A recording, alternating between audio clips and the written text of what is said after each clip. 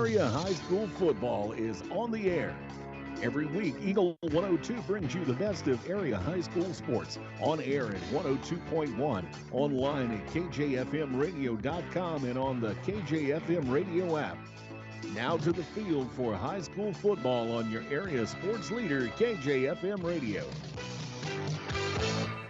And good evening and welcome to week 3 of high school football on Eagle 102. Mark Froenig, Chris Grody here in the broadcast booth for homecoming at Bowling Green as the 2-0 Bobcats welcome in the 1-1 Wright City Wildcats. Wildcats coming off a pretty significant win over Winfield a week ago. We'll talk about that one as we go on. But Bowling Green off to an incredibly good start. Last week led Palmyra 58-0 at halftime en route to a 58-12 victory. Yeah, really big game for Bowling Green last week. You know, everybody was talking about Palmyra and how they were coming off of a big win and they were looking at a real big rebuild, and we kind of expected some competition, and Bowling Green ran the football field all 4 quarters just nonstop. Yeah, well, the first 2 for sure, and then kind of shut it down after the half a little bit. And you know, I've heard those questions around town a little bit this week. When you get out to 3-4 score leads, do you start thinking about the future? Do you start working more the playbook in, or do you want to keep that stuff close to the vest? I don't know. I think if I were in that situation, I was up 3 or 4 scores, 2 or 3 scores even, I think I'm going to probably stretch my playbook out a little bit because one of the things that we've seen with Bowling Green is they tend to be pretty run-heavy, and then late in the postseason, they run into an issue where they haven't practiced other plays. You know, we've not seen them pass, and then they're trying to throw the ball late season, and not that it's hard to do, but when your team doesn't practice that and they're not ready, there's a lot of things that go wrong just in timing and routes. And even if it is practice ready, is it game ready? Yeah, that's true. Yeah, that's a good so maybe something that we can see the next couple of weeks as Bowling Green gets into their the early part of their conference schedule. It's Wright City tonight, homecoming at Bowling Green. We'll start the pregame show for you next on Eagle 102 Sports. Game of the Week coverage brought to you by Mike Henry Excavating, Pogue Chevy Buick in Hannibal, and Service and Supply Co-op. The Eagle 102 Sports pregame show is coming up on KJFM Radio. Everyone needs help with something at some point in their life. This is Tracy B. with PCHD, and I am here to remind you that we have certified community health workers staffed at our office that offer assistance for free to those who need help navigating local resources and more. Please don't hesitate to call 573-324-2111 to learn more, or visit our website at pikecountyhealth.org. Eagles Bluff Golf Course in Clarksville is a locally owned public course, available for play 7 days a week. For more information, call, visit, or go online to eaglesbluffgolf.com. The most complete coverage of high school sports is on Eagle 102. Brought to you by Eagles Bluff Golf Course, People's Bank and Trust, Pike County Health Department, and Missouri State Representative Chad Perkins. It's time now for the Eagle 102 Sports pregame show on KJFM Radio. Back at Bowling Green, getting ready for the Bobcats and the Wright City Wildcats for homecoming 2024. We mentioned Bowling Green coming off that 58-12 win over Palmyra. That was Coach Mark St. Clair's 200th career win. East North had a huge game last week. Some long touchdown runs in that one, including 48, 51. So he was all over the field last night in the first half of that ball game. Jace Heskew, he had an 84-yarder. It was just a dominant performance in the first half. Wildcats, they beat Winfield 44-28. Dwan McRoberts, he had a 74-yard touchdown. Laverius Green returned a kickoff 75 yards for a score. And Dayton Humphreys, he was spreading the ball around a little bit as quarterback for these Wright City Wildcats. But they've always been kind of a run-heavy team with a little bit of passing mixed in. I'd say, 70-30? Yeah, probably. And, coming off of the big win against Winfield, a lot of people are, well, what do you see out of Wright City? Well, you got to be a pretty decent team to score 44 points. So, Bowling Green's in the 50s this year in both of their games. So it'll be neat to see what happens. And we've seen an improved Bowling Green defense in the pass defense this year too. So, moving the ball around and throwing it really doesn't scare me too much from the booth area here because, Tanner McGaw has done a really good job. Oliver Niemeyer's got a couple interceptions this year already.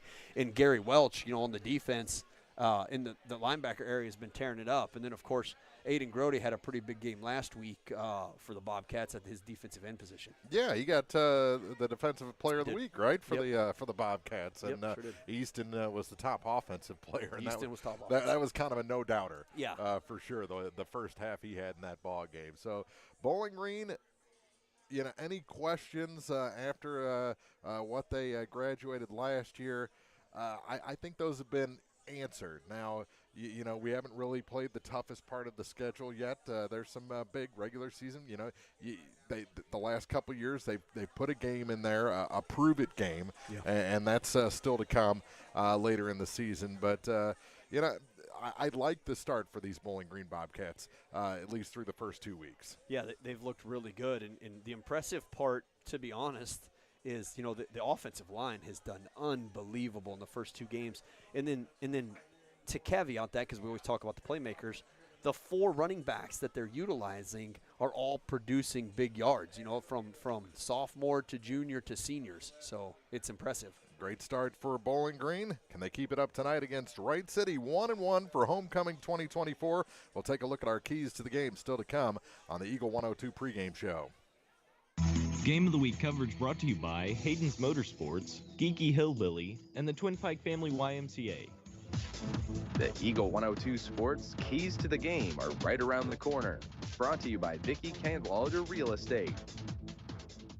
It's a great time to buy or sell a home. I'm Vicki Cadwalder, and I take pride in offering skills that make the process go smoothly from beginning to end. Even after closing, I enjoy staying in touch and being there to help you if you have any other needs or questions. Call me and we'll create a personalized plan just for you. Vicki Cadwalder Real Estate, loving our small town life.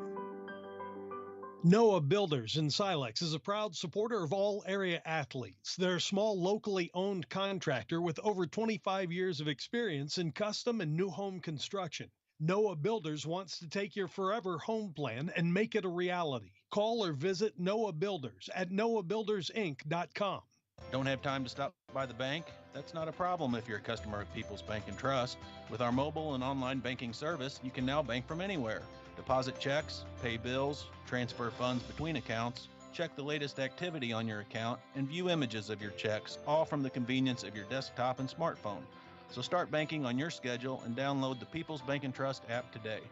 People's Bank and Trust, hometown banking the way it should be. Member FDIC. Area high school sports on Eagle 102.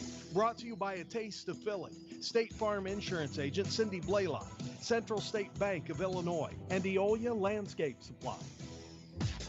Time now for the Eagle 102 Sports Keys to the Game on KJFM. Sponsored by Vicki Cadwalder Real Estate in Louisiana.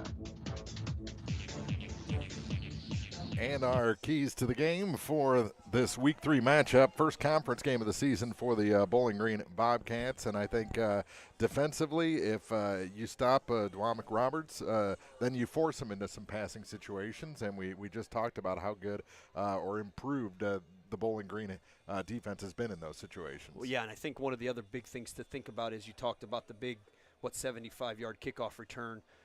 We've seen Bowling Green give up some yards on their kickoff team. So I think if they can keep those yards down to a minimum and then make Wright City become one-dimensional, I think they're gonna kind of walk. I think they'll walk through if that's the case. And it is kind of odd that they have been giving up yards in those situations because of the style of kicker that Bennett Hickerson is. I mean, it's high, it's end over end. He's given time for his coverage team to get down there and make a stop. Yeah, he kicks the ball, like you said, good high end over end kick, and it kind of it almost freezes up in the air. And like you said, gives your guys time to get down range. The problem with getting downfield is as you know, in kickoff you've got to run your alley, and if you cheat to the ball, you create a big gap somewhere. So you got to stay straight in your lane, running down the field, all the way to the ball. Don't cut to the ball until you get down there. Keep in your lane, and then your in the week 1 against Clark County, Carl Largent saved the goose egg. He made that last tackle there at the very end of the game to keep them from scoring. And just looking at Lavarius Green's return last week, it wasn't one that he caught in stride or running up on. It actually stopped in the grass, and he had to pick it up, and then he just busted through the heart of the coverage team and actually kicked out of a tackle for the last 40 yards. Yeah, so that's awesome. It was pretty impressive, and he's a big guy. Saw him in warm-ups, practicing his returns. So look out for him in the kick game for sure. I think that's the most special teams talk we've had in our keys to the game. I think so. Over the past, what have we been doing this? Forever? Yeah. So, kudos to us. Those are our keys to the game. Starting lineups and more coming up on the Eagle 102 Sports pregame show. Game of the Week coverage brought to you by Pike County Title Company, Ambassador Plumbing Incorporated, and Lynn's Heritage House. The Eagle 102 Sports starting lineups are coming up. Brought to you by Community State Banks of Missouri.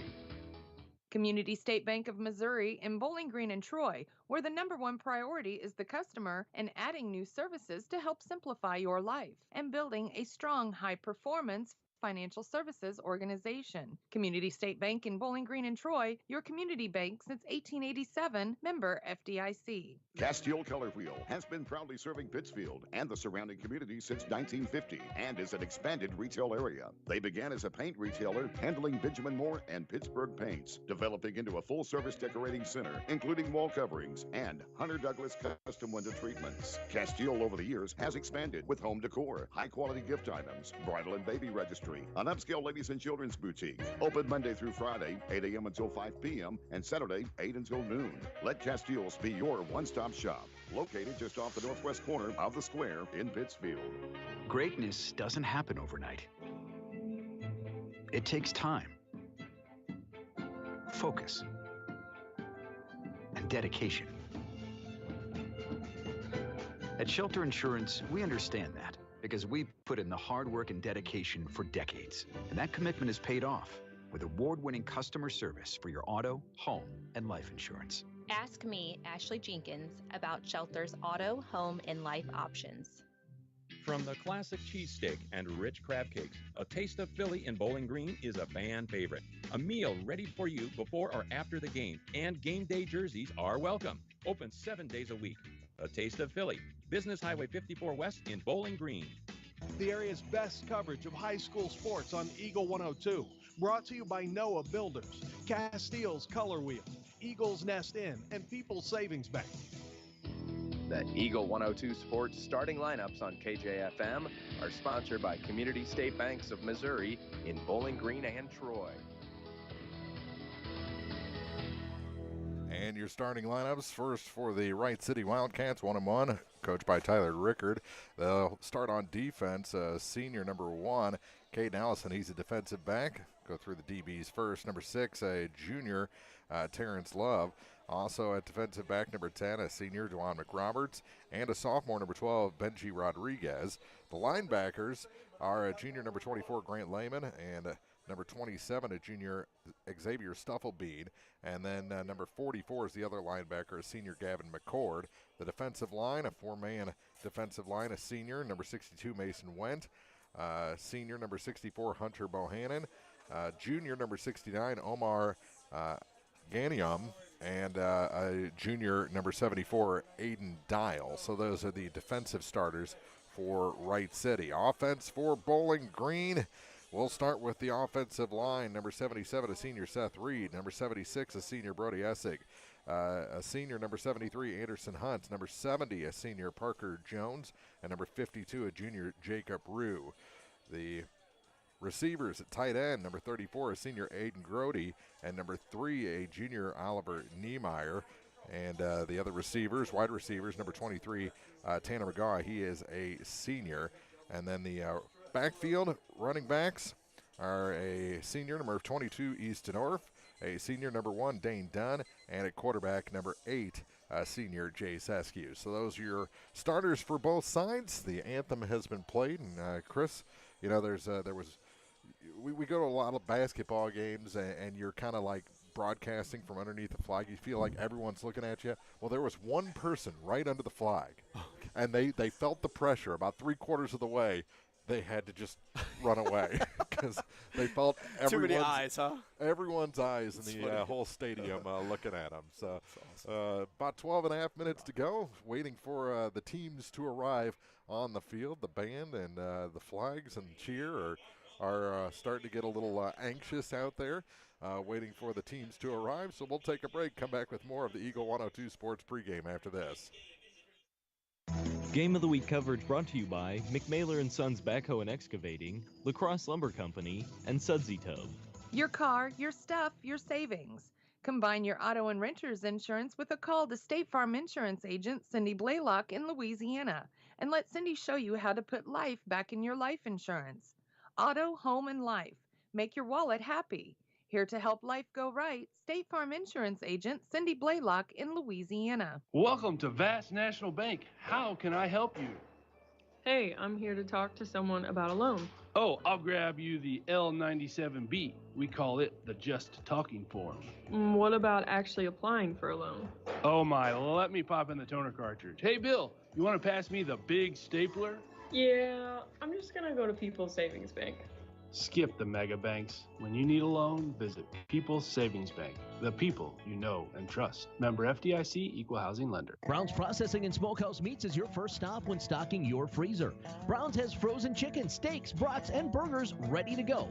For wholesale and custom butchering, Brown's is your first call. It's where quality meets service. Brown's Processing and Smokehouse Meats. For your meat processing, smokehouse meats, and homemade sausage. Just off Highway 61 in Silex. The Eagle's Nest Inn Bed and Breakfast in Louisiana is where history, comfort, and charm come together. Explore quaint streets, visit local attractions, and return to comfort at the end of the day. Call or book online at theeaglesnestinbb.com. The best coverage of area high school sports is on KJFM Radio. Brought to you by Cellular and Satellite, Pike County Memorial Hospital, Ackles Farm Market, and Shelter Insurance Agent Ashley Jenkins. And the Bowling Green Bobcats have taken the field. That means we're just about ready for football. About 10 minutes away from the kickoff here on homecoming night as they welcome in Wright City. Last 3 games, Bowling Green has won all 3 by a combined score of 189-13. Woo. And over the last 5, which Bowling Green's 4-1, 243-38. Oh. Pretty yeah. Bowling Green heavy. Yeah. And the one Wright City win was a 6-0 win. Oh, so that's a good football game. Yeah. So that was 5 years ago now. Over the last, dating back all the way to 2010, the Bobcats are 8-6 against the Wright City Wildcats. So there was a few spurts that Wright City had. They had some decent teams over the past 14 years or so. So. And judging by last week, they've got a halfway decent team this year. Whether they can hang with Bowling Green or not is to be seen. Yeah, Winfield is always a pretty good football team, and to score 44 points against them, that's going to be a significant win. So the question is can they stop Easton Orff, Dane Dunn, Jace Eskew, and the mighty offensive line of the Bobcats? Yeah, and just looking around there's just not many quarterbacks as tall and athletic as Jace Eskew.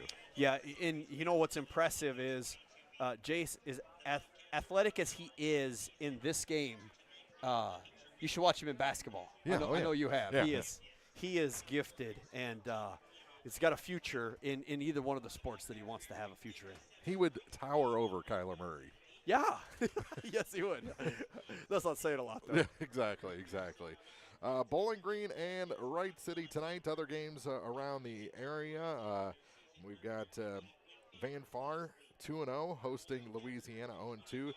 That game because of they upgraded the field, the stands. They don't have the broadcast booth yet, and with the rain in the area, we stayed away from that one tonight. But we'll get you updates from that game. Mark Twain at Winfield, Montgomery County at North Callaway, Pleasant Hill Western at home against Greenfield, Pittsfield at Olympia, and West Central against Carrollton. Lots of regional action we'll keep you up to date on as well. Next week, Bowling Green will be at North Callaway, and that should be a fun one. And speaking of being outside, we'll probably be outside. We will be outside. Yeah, I've never been inside at North Callaway. But at least they have covered areas for us. It's like a party deck that we broadcast from there. So Mary Ann and I did one there one year when it was real windy and real cold. And I left, and I couldn't feel any of my toes, any of my fingers. I was like, oh, this was horrible. I think we'll be okay next week. Yes. Early season game as Wright City finally comes out of the locker room to take their sideline. We'll take another break, come back. We're about 7 minutes away from kickoff here on Eagle 102 Sports. Game of the Week coverage brought to you by Mike Henry Excavating, Pogue Chevy Buick in Hannibal, and Service and Supply Co-op. Central State Bank believes in more than just banking. Central State Bank's team takes the time to understand your unique needs and goals, and they're proud to be part of the community, actively supporting local businesses and events. Enjoy state-of-the-art banking technology for easy and secure online and mobile banking. Join thousands of satisfied customers who've made the switch to Central State Bank and experience the personal touch and professional service that set them apart.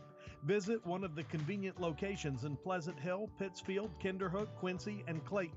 Central State Bank, equal housing lender, member FDIC. I'm Tylee Mills, the CEO of Pike County Memorial Hospital. You've heard it from your friends, family, and even neighbors. They choose Pike County Memorial Hospital. Quality care from quality people. Pike County Memorial Hospital. Geared Up, just off the square in Pittsfield, is your first stop for screen printing and embroidery. The folks at Geared Up take pride in making their communities and schools look great while offering the best prices around. If you're looking to expand your wardrobe, or maybe a gift is on the list, stop by their store and check out numerous items in stock. When you're looking for custom apparel and awards for your business, organization, or team, stop by Geared Up, 211 South Madison in Pittsfield. Did you know you can earn money by harvesting wild plants? Hi, I'm Craig Barnes with Barnes Roots and Herbs. We're south of Eolia, and we buy wild harvested plant products like sassafras leaf, walnuts, golden seal, ginseng, and many more. For more information and a list of what we're buying, visit us on Facebook, or you can call us at 636-205-4333. Barnes Roots and Herbs, 636-205-4333. Money does grow on trees. The most complete coverage of high school sports is on Eagle 102. Brought to you by Brown's Processing and Smokehouse Meats, Geared Up, Community State Bank of Missouri, and Barnes Roots and Herbs. Bowling Green and Wright City, the Wildcats in town for Bowling Green High School homecoming. Our officials for tonight, the referee is Mark Brassfield. The umpire is Brent Clare. The linesman is John Walter. The line judge is Jim Lawson, and the back judge is John Schild. So a Brassfield-led officiating crew tonight. And Chris, I'm looking at this picture that I took of the officials, and I don't know if I'm going to make a T-shirt out of this picture of Carrie Bibb or make a meme. We could put anything we wanted. We certainly could on this paper he's holding. I would love for you to save that. We could do our Friday night results for the website. Yeah. On this picture. We could do, whatever Garth Brooks song he's singing next. Yeah, Boy, I mean, we got all kinds of options. Yeah. Oh, that's should have been a cowboy, maybe. That's going in the keeper. That is going in the keeper pile right there. Oh, awesome. Oh, my fault. Yeah, my you got fault. him singing early. Yeah. Oh, the captain's getting ready to go out to the 50-yard line for the coin toss, and then kick off after that. Have we heard anything else about Wright City in the preparation this week? What's Aiden come home talking about? I was gone all week to a hunting incident investigation class, so I was down in Springfield working all week, so I haven't had much opportunity. He was pretty excited yesterday when I talked to him just about the game in general. And he's one of the captains going out along with Dane Dunn, Jace Eskew, And Anderson Hunt, yes. To meet with the 3 captains from the Wright City Wildcats. They got a big kid out there. Yeah, they had some big guys. Mason Went, a captain, a senior, offensive line, defensive line. He's a pretty big kid. And look out if they get in range. Going back to the special teams in this one, number 15, Caleb McCory, was hitting pretty consistently from the 30-yard line. He didn't move back from there, but I think he had. I think what? Do you need to in high school? I don't know. Yeah, I don't think so. Yeah. So, but he has some leg to him, and Wright City has had some kickers over the last several years. So, kind of a tradition in the special teams arena. We'll take one more break as they get ready for the coin toss, and we'll have kickoff. Actually, the coin has been tossed, and we'll see Wright City. Wright City is going to receive the opening kickoff after this on Eagle 102 Sports. Game of the Week coverage brought to you by Hayden's Motorsports, Geeky Hillbilly, and the Twin Pike Family YMCA. Cellular Satellite Center is the only stop you need to make when it comes to satellite providers, offering DirecTV and Dish Network along with antenna installs. Now, a special message from Matthew Niemeyer himself. If you call an 800 number and they say we will be the local installer, they are wrong. Contact Matthew at Cellular Satellite Center in Bowling Green, your local authorized dealer. High school sports on your area sports leader. Eagle 102, brought to you by Bowling Green Tractor, State Farm agents Rod Prentice and Brenda Crawford, Vicky Cadwalder Real Estate, and Pepsi. Teams to the field for the opening kickoff of this one as Bowling Green welcomes in Wright City. It'll be the Bobcats kicking off to the Wildcats. 13, 10, and 14. And, Ben Gomez, Lavarius Green. He was the one that returned the 75-yarder last week. And Dwan McRoberts. So a lot of talent back deep for Wright City. That's a sophomore or a junior, and a senior back deep. And Bennett Hickerson and his coverage team will have to deal with that 3-headed monster. He lines it up at the near hash. Yeah, he's always kicked from the hash. At least this year that he has. Mm-hmm. I don't really know what are we waiting on some time to burn down here? Well, they got 12:20 on the clock. There That's we go. Odd. Yeah, just extra 20 seconds, just the case. Now he'll tee it up. Eastendorf trying to get this coverage team wound up. No dynamic kickoffs. No, not yet. I think that's coming, though. Kick fielded at the 21-yard line and taken on the near sideline to the 30 and wrestled out of bounds. So they kicked it right at Lavarius Green. Right at him. And he didn't get much. 2 Bobcats on the kickoff team did a good job to get downfield, and what gave him a return of 10 yards maybe? Yep. Maybe 11. He fielded at the 21, got to the 31. There you go, 10 yards. So Dayton Humphreys, the junior quarterback, will bring the offense onto the field.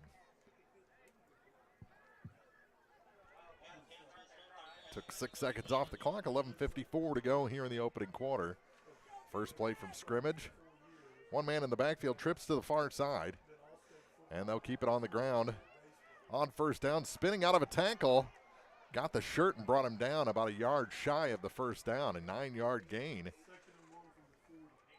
for Dwan McRoberts. Yeah, Oliver Niemeyer had him pretty quick, but he spun out of that tackle, and then 2 other Bobcats just slowed him down. I think Jace Eskew ended up making that final tackle.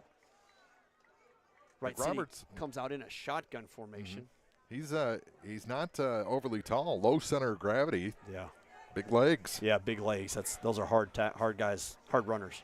They'll try and get the yard here and won't get it. They're going to lose a yard back behind the 40. Oliver Niemeyer on a great outside linebacker blitz on the near side here, and he got McRoberts before even, just about before he got the ball. Mm-hmm. So they lose a yard, 3rd and 2. Minute gone here in the opening quarter. Week 3 action from Bowling Green. Jordan Pasley checked into the game at linebacker. Going on 2 here. They didn't Bobcats didn't jump. Still trips to the far side, one receiver on the near side. Got a new call in to the quarterback, Humphreys.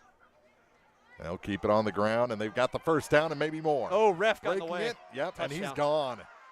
First time Bowling Green's trailed all season. McRoberts for 61 yards and a 6-0 Wright City lead here on the opening possession. Yeah, he got the ball near side, cut back into the middle. Bowling Green had a linebacker to make a tackle, but he ran into the midline ref and couldn't get to make that tackle. 10:29 to go here in the opening quarter. 6-0 Wildcats. And they'll try and kick the extra point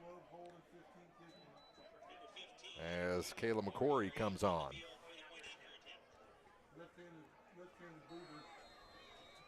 He is going to kick left-footed, isn't he? I didn't even notice that in the warm-up, and he puts it through. 7-0, 10:29 to go. Wright City leading Bowling Green homecoming night. And the Wildcats strike first on Eagle 102 Sports. Game of the Week coverage brought to you by Pike County Title Company, Ambassador Plumbing Incorporated, and Lynn's Heritage House. Ackles Farm Market has locally produced beef, pork, and honey. Stop in for your farm fresh cut ribeye, New York strip, sirloin steaks, fillets, stew meat, ribs, ground beef, snack sticks, and all beef hot dogs. While there, stock up on homegrown fruits and vegetables as well. Open every day, 9 to 7. Ackles Farm Market, just off Highway 54 between Louisiana and Pittsfield. Follow area high school sports on KJFM Radio, brought to you by One Multi-Sports Complex. Pike County Mutual Insurance agents Corey Buchanan and Sheila Clucky, Gambino's Eatery, and Hannibal Regional Medical Group. Dwan McRoberts, a 61-yard touchdown run. The extra point was good for McCory, 7-0. Wright City leads Bowling Green here just a minute and a half into the opening quarter. Yeah, big score by Wright City. Good run from McRoberts. Again, Bowling Green had a guy that could have made a tackle, but he run into the ref, and that kind of broke that big touchdown. Well, that's what you want to do. You want to run to where the refs are a blocker for you. Yeah, that does give you a little bit of extra. Breaking a couple of tackles out to the 41-yard line are the Bobcats. I didn't see who the kick return man was. Gary Welch, sophomore. Doing a great job this year. Welch had a good week last week. He did. Couple big tackles, couple big runs. Benji Rodriguez in on the stop.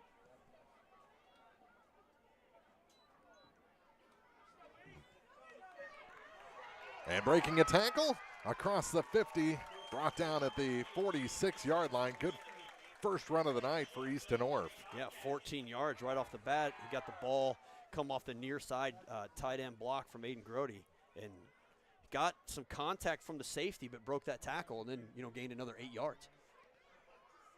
First down, first trip into Wright City territory for the Bobcats as they trail 7-0. Twins for Bowling Green. Feed up the middle, and they'll rumble across the 45 to the 40.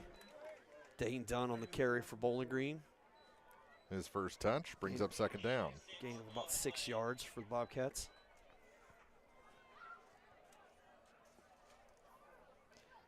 Jace running here to the sidelines to get the call from coach and back into the huddle. 25 on the play clock as they break the huddle. Get quickly to the line. Keep it on the ground. And breaking a tackle is done, but he's stopped shy of the first down to the 38. Pretty close, isn't it? No, not quite. And these Wright City guys, they don't stop until the whistle starts going the second time. Well, Bowling Green's run nothing but twins at this point, which is kind of unusual for them. Inside handoff, breaks a Good tackle. cut. Done. Go, Dane. Has one man to beat, and he is brought down just outside the 10-yard line Nice run, Dane Dunn. First down, Bowling Green. 25 yards for Dane. Gets the ball outside. He's got one guy left to beat deep safety, and he makes that tackle after 25 yards. Spot the ball at the 11. First and 10, still a first down out there around the 1.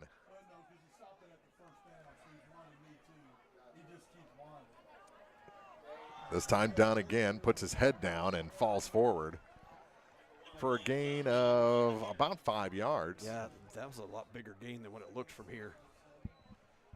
They give him 4, I think. 2nd and 6 from the 7. So we talked about Bowling Green and their stop. We're going to have to see their Bowling Green defense kick up here because we're watching Bowling Green's offense move down the field fairly easily.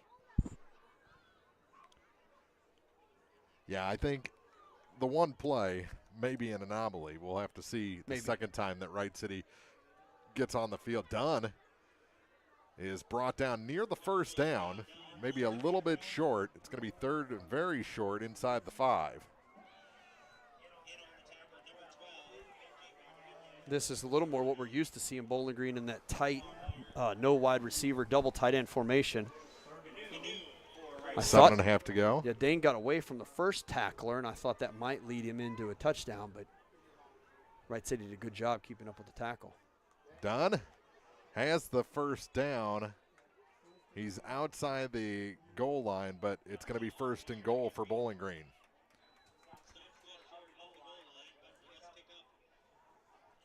So first and goal. And I'd say a little more than the length of a football. Yeah, maybe. Down to 7 minutes to go in the opening quarter. 7-0 Wright City. Tush push. Why not? There it is. There it Quarterback is. sneak, and he's into the end zone. Yeah. SQ for 1. Bowling Green on the board. 7-6 our score with the conversion yet to come. The conversion, I say, but, you know, we could send Bennett out there and keep this an old-fashioned type game. We could, but I'm pretty sure we're going to see a 2-point conversion. Yeah. 6:56 to go in the opening quarter, time of the touchdown. Askew brings the play in for the conversion try. And we'll see if Bowling Green can take the lead here on their opening possession. Tanner McGaw out wide. Nope. Isaac Oberhaus. And give up front to Dane. No good. He stopped short. So Wright City retains the 1-point lead. 6:56 to go. Opening quarter, it's 7-6 on Eagle 102 Sports. Game of the Week coverage brought to you by McMailer & Sons Backhoe and Excavating, La Crosse Lumber Company, and Sudsy Tub. Community State Bank of Missouri in Bowling Green and Troy, where the #1 priority is the customer and adding new services to help simplify your life and building a strong, high-performance financial services organization. Community State Bank in Bowling Green and Troy, your community bank since 1887, member FDIC. The most complete coverage of high school sports is on Eagle 102. Brought to you by Eagles Bluff Golf Course, People's Bank and Trust, Pike County Health Department, and Missouri State Representative Chad Perkins. On that 2-point try after the SQ 1-yard touchdown, it looked like Dunn had a nice push, but the linebackers came up, and that second wave stopped him from going across the goal line. Yeah, he did a good job. Wright City really did a good job, like you said, on that second push to prevent that 2-point conversion. So this is destined to be a good game here. Yeah. Like you said, one big run, maybe an anomaly, but we'll see what happens. Ankerson puts the ball in the air. This one fielded at the 23. Ball's down. It's muffed, and I think he dove back on top of it. Whew. To the near side again. That was Green on the return, and he almost gave that right back to the Bobcats. Yeah, they had a couple Bobcats really close. They collided, knocked each other down. But I think Wright City was already on top of the ball and down in high school football. Once your knees are down, you're down. Mm-hmm. See what adjustment Coach Spiegel makes here to the defense. Wright City hasn't attempted a pass yet. Didn't have to. Didn't have to. 61 yards helps a lot in a run. Giving the middle up. Quarterback. Yep. And I think they went nowhere. Aiden Grody. Did they go Wildcat on that one out? Yeah, that was McRoberts lined up as quarterback that What time. number is McRoberts? 10. 10, thank you. Oh, I had him here.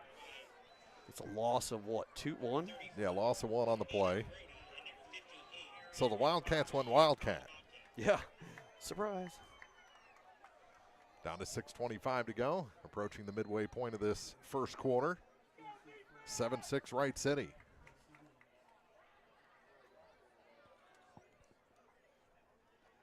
Back to throw. Puts it in the air to the far side, and that is picked off. First pass attempt of the game, and it's taken by the Bobcats. Who's the receiver here, or the defender? Was that Oberhaus? I think it was. No, right here. Gary Welch. Okay. So Bowling Green with the first takeaway. Good looking pass. Welch just got position on him. Yeah, Gary does a good job dropping back into coverage. The ball was a little underthrown, and it was a jump ball, and Gary just went up and came down with it. Good play by the sophomore. Underthrown, or did he overrun his route? Well, semantics, I think, Mark. Yeah. 6 one way, half dozen the Yeah. other. 6:08 to go. Bowling Green with the ball back. We might be on a water break. Oh, nope.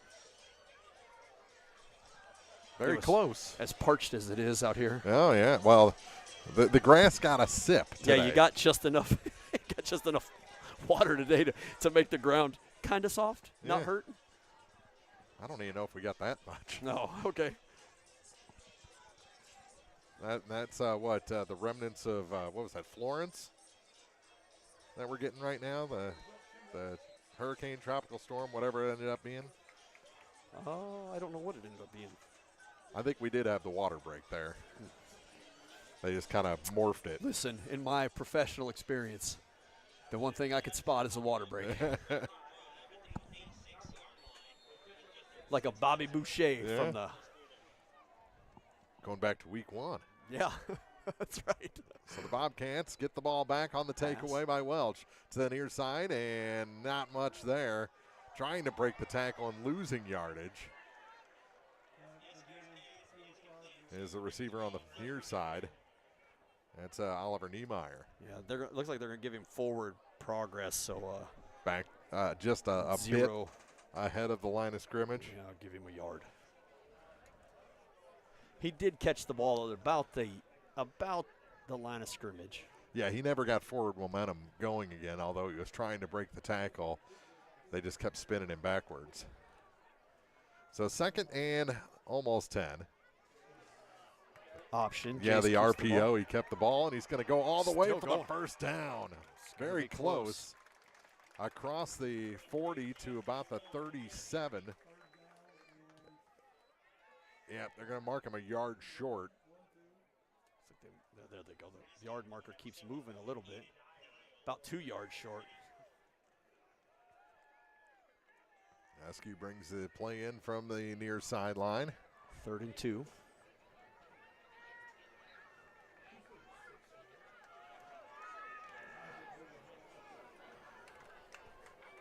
Bowling Green, inside handoff, got the first down. Across the 35, all the way down to the 33, Dane Dunn on the carry. And the Bobcats move the chains.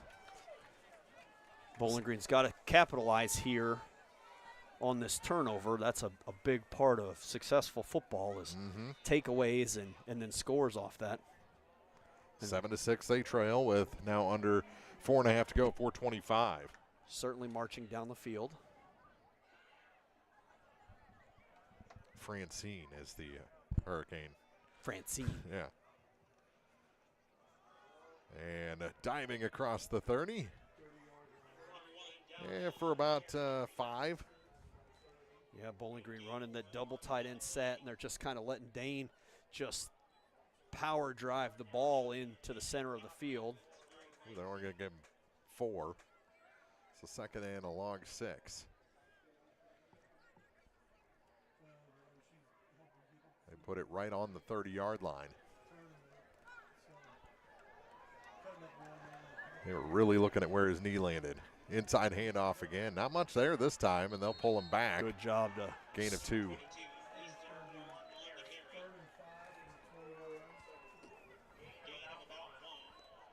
So it'll be 3rd and 5.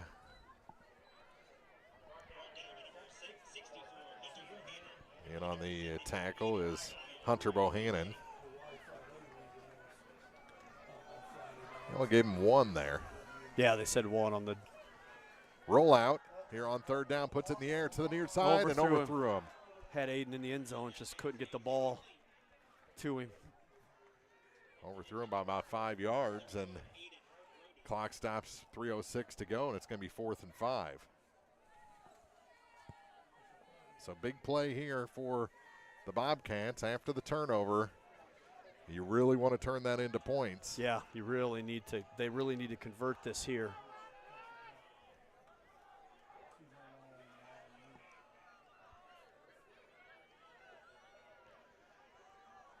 It's a long 5. Here we go. Quick pass, has the first down and more. He is brought down in the end zone. Touchdown, Niemeyer. Bowling Green takes the lead. 25-yard touchdown pass from Jace Eskew to Oliver Niemeyer. 2:58 to go. It's 12-7. Whew. I was happy with converting the 4th with that, and he turned and found his way up the field. Took it the rest of the way to the house. 2:58 left in the first quarter. And we'll see if the Bobcats can make the conversion here on their second attempt. Rollout pass. And he has it. What a catch on the near side by Dane Dunn to make it 14-7 in favor of Bowling Green. 2:58 to go, first quarter. Bobcats take their first lead of the night here on homecoming night from Bowling Green High School on Eagle 102 Sports. Game of the Week coverage brought to you by Mike Henry Excavating, Pogue Chevy Buick in Hannibal, and Service and Supply Co-op. Seize the summer with hot savings on versatile New Holland mid-range tractors from Bowling Green Tractor. Choose 0% financing for 72 months or get up to $10,000 in cash back. Pick the deal that's right for you. As icing on the cake, you'll pay no money down with nothing due until 2025 with either offer. This summer's hottest deals on utility tractors are available now at Bowling Green Tractor. Stop in for all the details. Offer ends September 13th.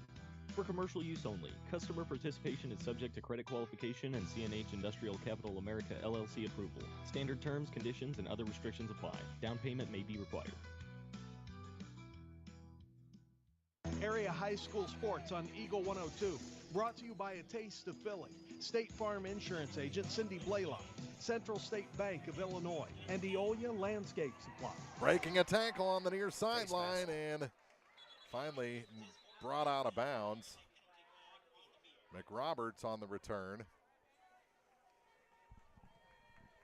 Could be a face mask on Bowling Green here at about the. That's probably a touchdown saving face mask. Probably. But it'll add 15 to the. Oh, yeah, he did call it a hold. Yeah. It's 10 from the 30. Yeah, that's a big break for Bowling Green.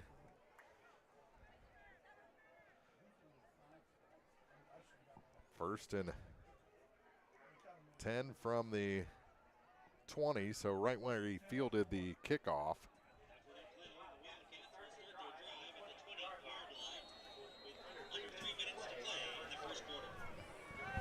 $80 yards to cover is a whole lot better than 55, 60. Yeah, but 61 at a time is rough to stop. That's true. High snap. Doesn't throw off the timing too much. But McRoberts is forced back. Wow, where was the whistle? Yeah, they stopped his progress at the 25, and they pushed him back all the way back to the 17. Yeah. And didn't blow the whistle until he hit the ground. McGaw on the stop. Bring up second down. 2nd and 5 after the run by McRoberts. Now to 2:20 to go in the quarter.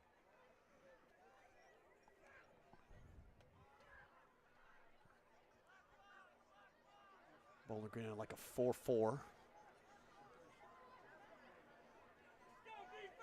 Audible on the play. Yep. Keeper breaks a tackle. They actually had him for a loss, and he was able to run around it. He ends up with a 2-yard gain. It's going to be 3rd and 4. Yeah, Tanner, he took a shot from Tanner right in about the shin. He was limping there for a little bit, which I'm sure didn't feel great. Any hard object to the shin? Yeah, I'm done. Yeah, I quit. Yeah. Yeah. Makes your teeth sweat. It looks like they're running this Wildcat. I can't see Humphreys. Is he out as a wide receiver? Yeah, he's right here. Near side. Near side, yeah. McRoberts back in the quarterback position. Put a man in motion. And he takes it himself, and he is very close to the first down. He's got it. Yep, we got it. So they go Wildcat. He gets the 4+ yards he needs. And a fresh set with 1:12 to go in the quarter. And he kind of got the guy to buy into this, his handoff, his fake, and then he kept it on a quarterback keep on himself and gained the 5 or 6 yards he needed. We needed 4, gained Just 5. Tore a little seam in that Bowling Green front. Linebackers got to stay home a little bit better. Prevent that. Back to throw on first down. His first one was intercepted. Picked off. The second one is intercepted. That's a touchdown. As well, and he's going to take it for a pick 6. Who is it? Is that Gary Welch again? It is. Gary Welch, pick 6. The sophomore, number 28 for the Bobcats, takes it to the end zone on the pick 6, and Bowling Green extends their lead. 2 passes, 2 INTs for this Bowling Green defense.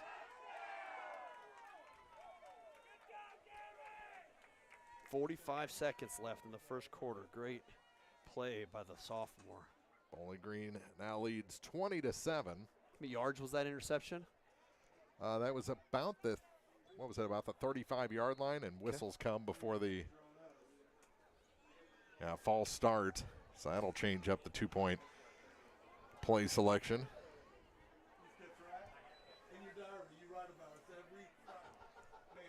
.45 seconds left in the quarter.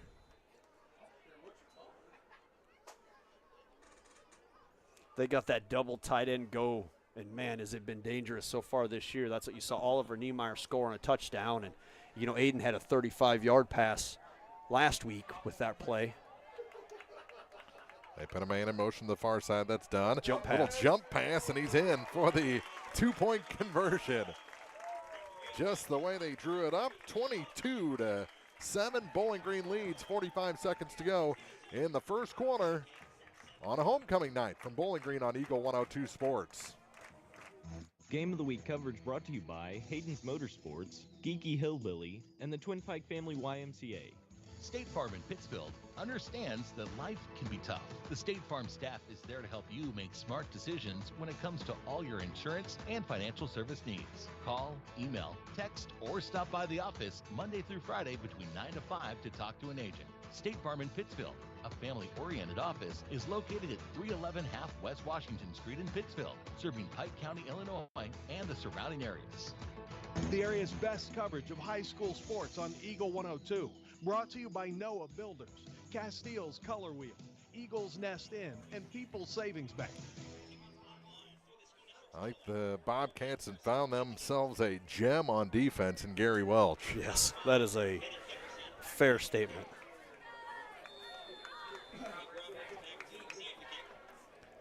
Kickoff goes to the far side this time. Bounces at the 23. Actually bounced twice. I was surprised he got anything out of that. Gets about a 2-yard return. They say Gomez. That is what he said. Number 13, a junior on the return. 41 seconds to go. And the Wildcats, after scoring on a 61-yard touchdown run, have thrown 2 picks, including a pick 6. And Bowling Green is taking control of this game.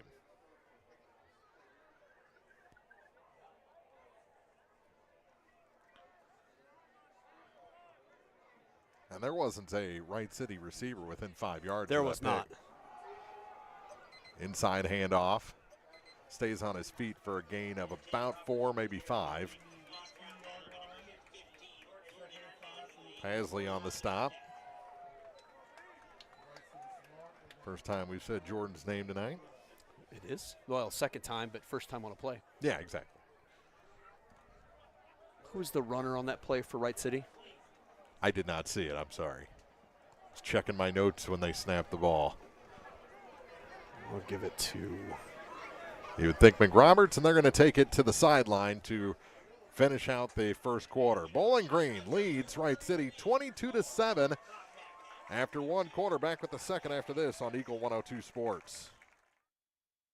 Game of the Week coverage brought to you by Pike County Title Company, Ambassador Plumbing Incorporated, and Lynn's Heritage House. It's a great time to buy or sell a home. I'm Vicki Cadwalder, and I take pride in offering skills that make the process go smoothly from beginning to end. Even after closing, I enjoy staying in touch and being there to help you if you have any other needs or questions. Call me and we'll create a personalized plan just for you. Vicki Cadwalder Real Estate, loving our small town life. Pepsi-Cola Bottling Company is a proud sponsor of the local schools and their athletes. When it's time to quench that thirst, reach for one of the many Pepsi products found in the local concession stands, including Pepsi, Mountain Dew, Sundrop, or the all-new Starry Lemon Lime. If you are wanting something other than soda, enjoy Bubbler, Klarbrunn Water, Lipton Teas, Gatorade, and more. Pepsi-Cola Bottling Company in New Haven and Bowling Green wishes all the area athletes a great season. The best coverage of area high school sports is on KJFM Radio.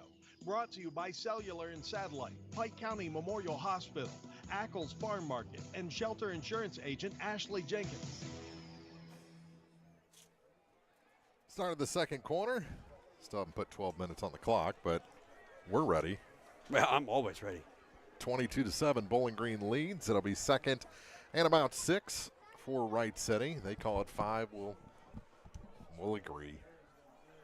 I'm ready, minus the fact that I stepped on my cord when I stood up. So. Oh, it's such a bad feeling. It's got, You want something done with the clock? Yeah, time put on it. Oh, I think we can just start at 0. Yeah. There we go. Now we're ready to start the second quarter. On the near hash. 2nd and 5 for the Wildcats. They put a man in motion. Ooh, did the ball come out? Yeah.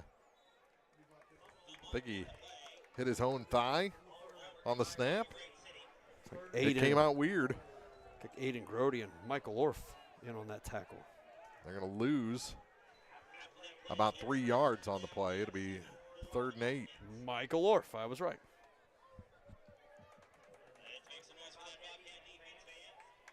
Third and 7, it says. That looks like 8 to me. Okay. I like 8 a little more than I like 7. Yeah. So it's a passing down. The last 2 have been picked. Here we go. High snap. Rollout.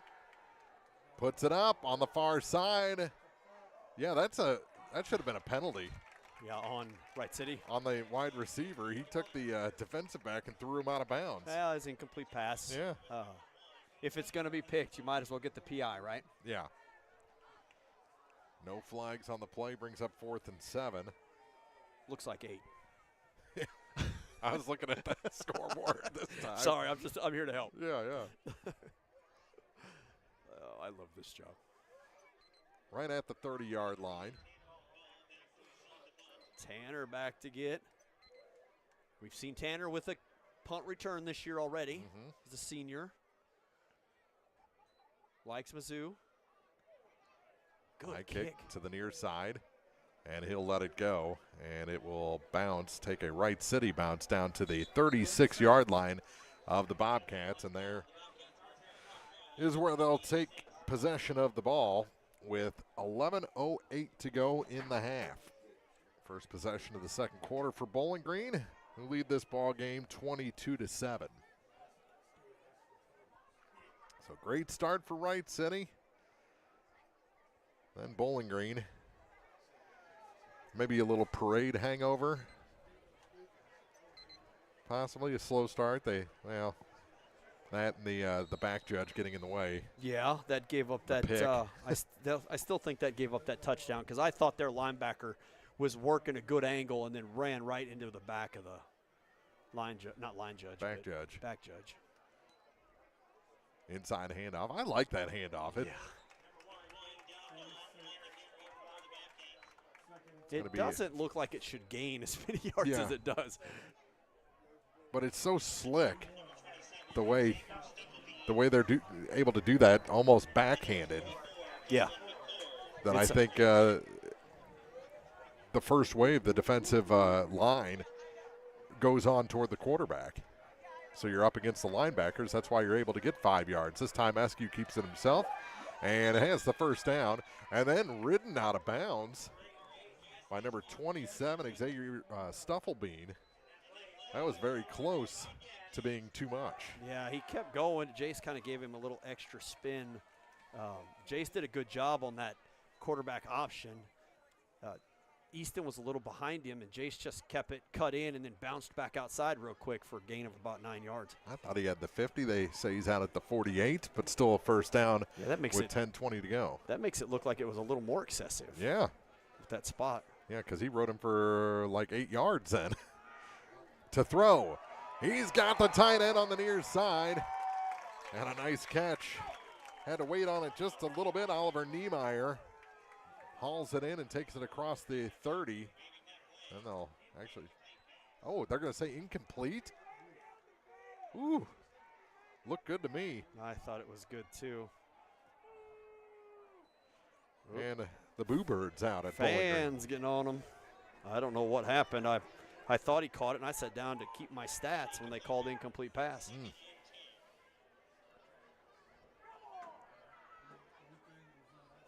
Did it? Look at the safety here between Oliver Niemeyer and Aiden Grody at tight end. I don't know why we're not running that pop pass about every time. So 2nd and 10 from the, now they got him to jump. So it'll be 2nd and 5. 10:06 to go. Good call from Coach. Get some yards on it after that incomplete pass. Some free yards even. Free yards, kind of get the defense off balance.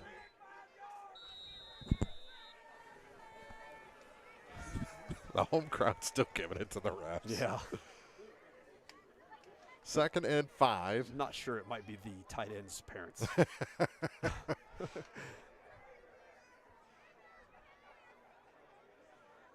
Ooh, more flags. On who? It'll be on Bowling Green, I'm sure. Yeah, they're going to take it back 5 yards now.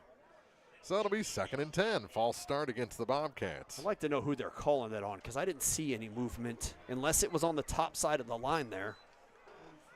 Well, it was kind of an odd motion from Easton Orff. Easton was pretty parallel, though. He can go parallel. He's, looking behind.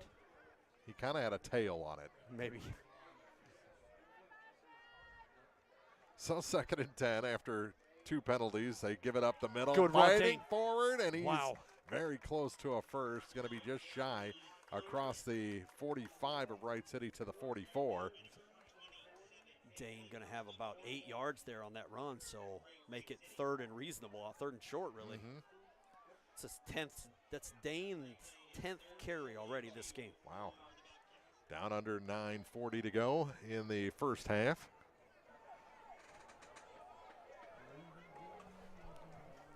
We've got our halftime Mountain Dew delivery. Thank you very much.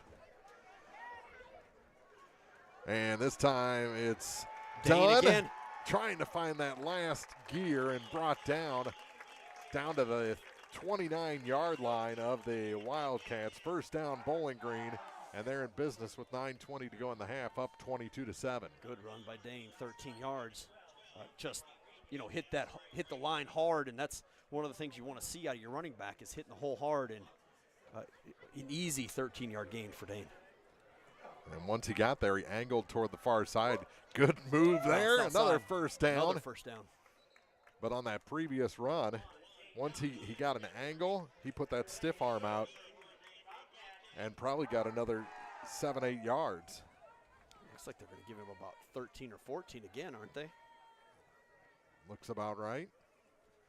All the way down inside the 20 to about the 17-yard line.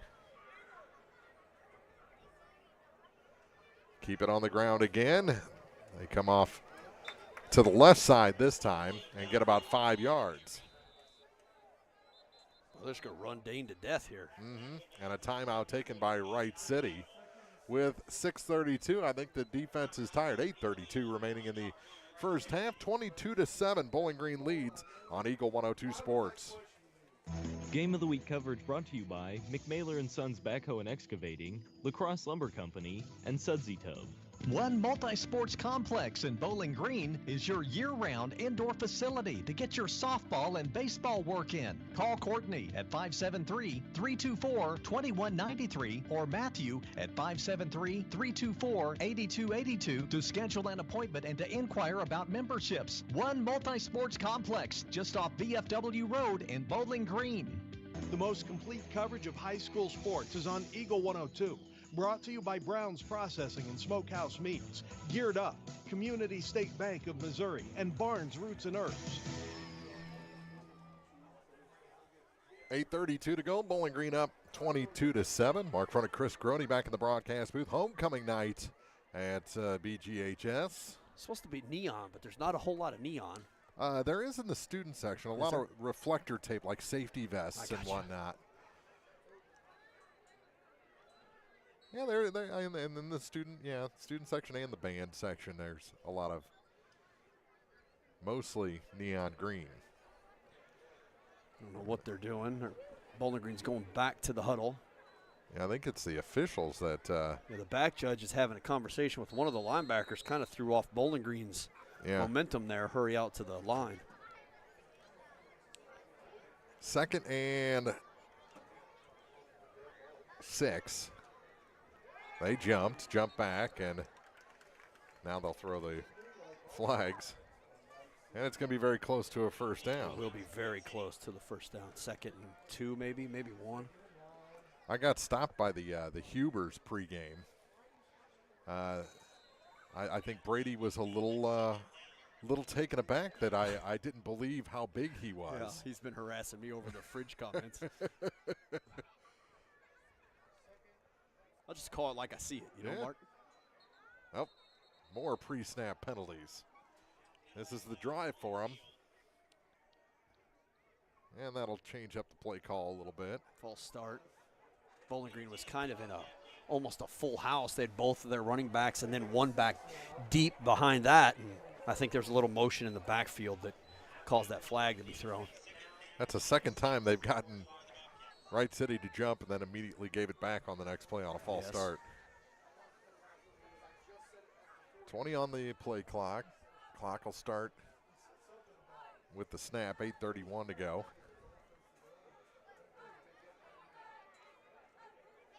Inside handoff to the near side. Almost broke that. Good ankle tackle on the near side. May have saved a touchdown. I'm not really sure what's happening because, Dane is carrying the ball quite a bit here, and Easton had a big game last week, but they're not giving him a chance much here. That's a gain of nothing. In the early going, he had the first 5 or 6 runs. He had 2. Oh, really? Yeah. It seemed like more. Yeah. So 3rd and 7, no gain on the play, and more pre-stamp movement. So that's going to take Bowling Green behind the chains. Yeah, I'm not sure what they're calling, but they're in that full house again, and I don't think Bowling Green's quite got that play figured out. So it's going to be 3rd and 11. You'd hate to see this drive stall it.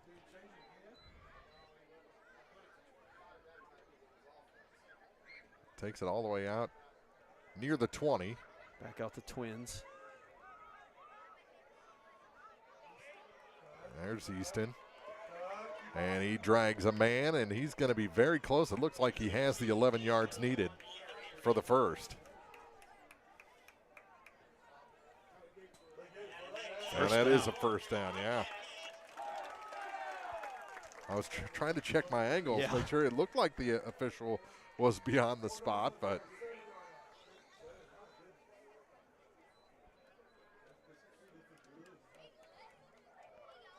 so Bowling Green gets the conversion on 3rd and 11.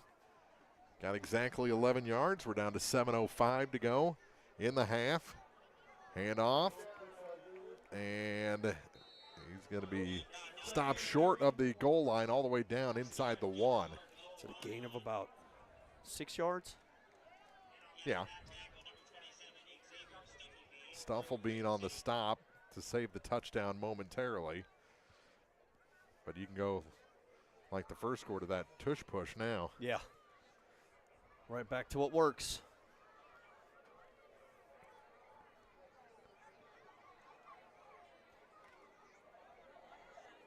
Well, they'll go classic run play, and in for the score. A 6-inch touchdown for Bowling Green to make it 28-7 with 6:25 to go. We got to come up with like a Bowling Green centric name for the tush push, like the Bobcat bump, maybe something like that. Oh, okay. I'll try to think of one too. Roll out for the 2-point try and almost picked. Incomplete, so Bowling Green will have to settle for a 28-7 lead. 6:25 to go here in the second quarter. This is Week 3 football from Eagle 102 Sports. Game of the Week coverage brought to you by Mike Henry Excavating, Pogue Chevy Buick in Hannibal, and Service and Supply Co-op. Hi, this is Shelley Clucky with Pike County Mutual Insurance Company. We appreciate the value of working hard and making sure you've taken steps to make sure you're prepared for whatever comes your direction. Best wishes to all of our area athletes for another amazing season from myself and Corey Buchanan at Pike County Mutual Insurance Company on the square in Bowling Green. High school sports on your area sports leader, Eagle 102. Brought to you by Bowling Green Tractor, State Farm agents Rod Prentice and Brenda Crawford, Vicky Cadwalder Real Estate, and Pepsi. 28-7, 1-yard touchdown run for, I've already forgotten. Dane Dunn. Dane Dunn. Well, you should pay him off after, running the ball 37 consecutive times. 28-7. Bowling Green leads Wright City here. So we close in on the midway point of the second quarter. And it'll be an extended halftime with the coronation, the homecoming coronation taking place. Ben Hickerson. Oh, Squibber. And it will not go out of bounds. That was going to go out of bounds. I don't know what he... It would have been another 6 yards. Take it to the 35. I don't know what he was thinking. I don't know what he was doing either. The ball I want to take a huge hit. That's what he was thinking. The ball was rolling out of bounds, and Ben Gomez just picked it up right at the line and took a shot. Yeah, got smashed. I lost my train of thought there. 6:20. Jordan Pasley on a good tackle on kickoff. There's some people that you don't want to stop completely dead in front of when they've got a head of steam behind them, and Jordan Pasley's one of them. And Yeah, to give him credit, Jordan did put on the brakes and just kind of carry him out of bounds. He is a gym rat. He is stout. So Wright City brings the offense back onto the field. Since that 61-yard touchdown, it has been a no-go for the Wildcat offense. 2 picks, 1 for a touchdown. Welch having a huge night in the secondary. 3 wide receivers, the top of the field for Wright City. 1 down here. Yeah, they got that trips formation on the far side. They keep it on the ground, however, and this one's going nowhere. Jakari Clark. I can't see who else. Jordan Pasley. Aaron McBride. He took Roberts backward in a hurry. They're going to stop his forward progress for a loss of 1. but he was thrown all the way back past the 20.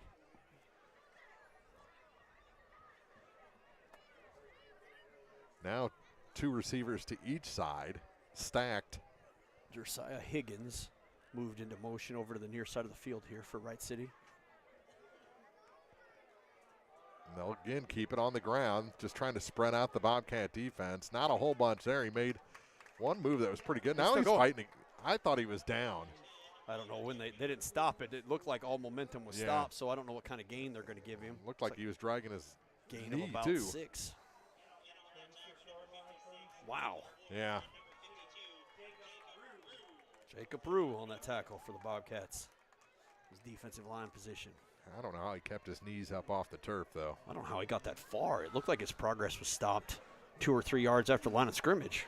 So manageable 3rd and 4 for Wright City. Try to get him to jump. Nothing doing there. Play clock down to 13. Keep it on the ground again, and they've got the first down, it looks like. First, yep. Needed 4, got 5. Move the chains for Wright City. 4:40 to go, 4:42 to be exact.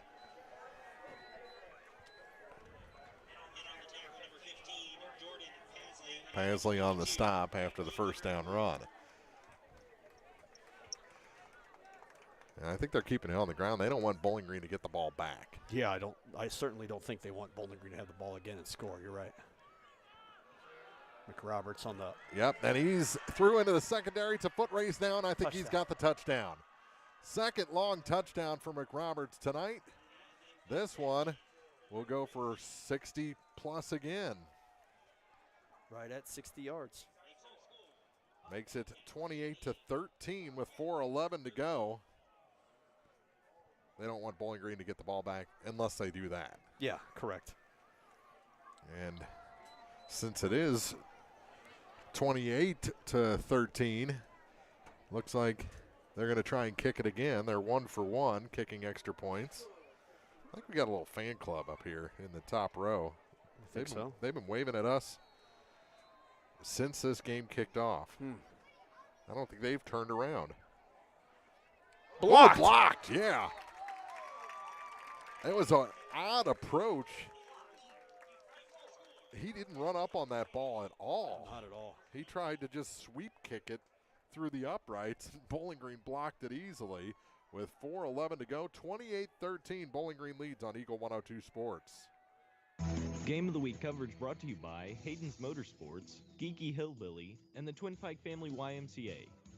Gambino's Eatery in Louisiana is open Wednesday through Sunday. Start your day with our select breakfast options: muffins, breakfast burrito, frittata, available from 11 a.m. Enjoy lunch options until 4 p.m., including tenderloin, burgers, wraps, and salads. And Gambino's dinner menu from 4 p.m. to close, featuring delicious entrees like lasagna, red wine pot roast, and more. We offer a variety of dishes beyond pizza and Italian, ensuring there's something for everyone.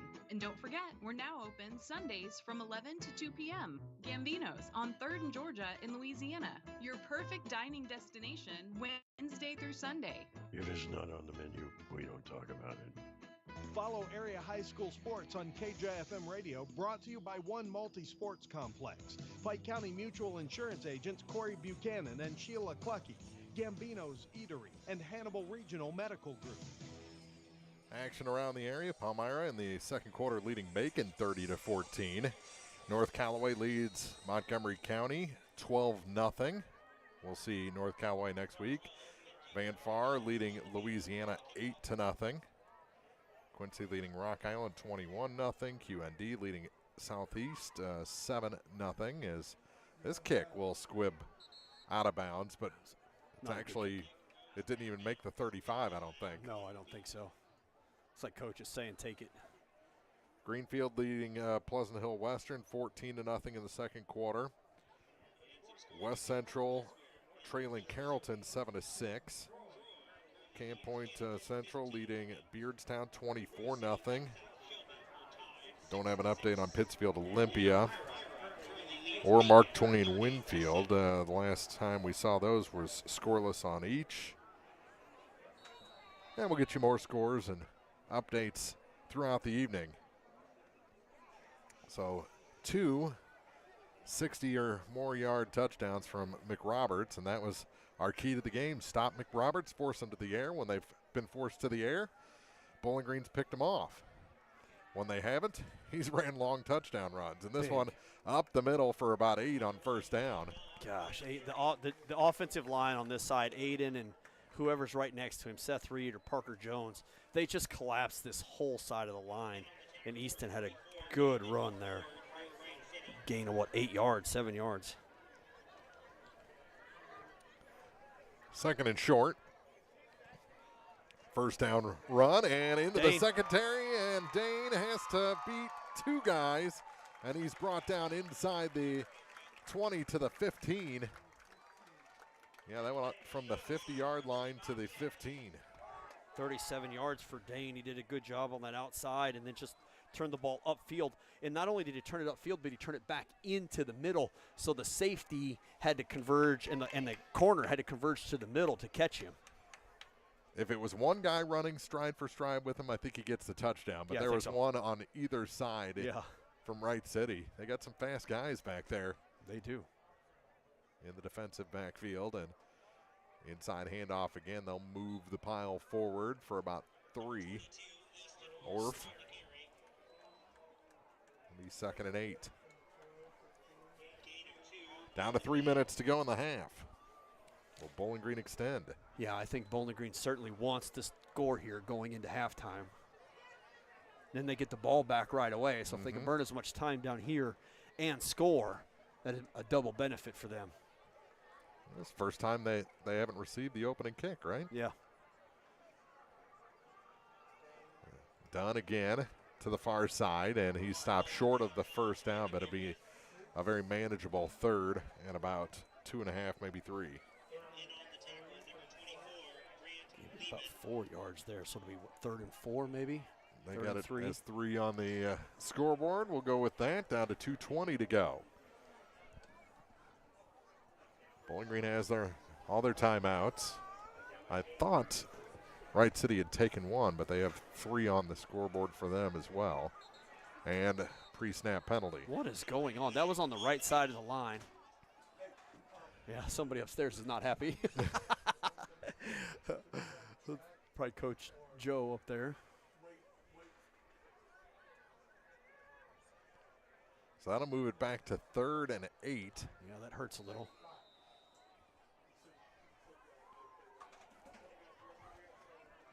Down to 2 minutes to go.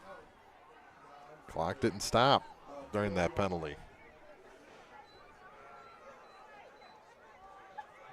Breaking a tackle, that's Eskew on the keeper.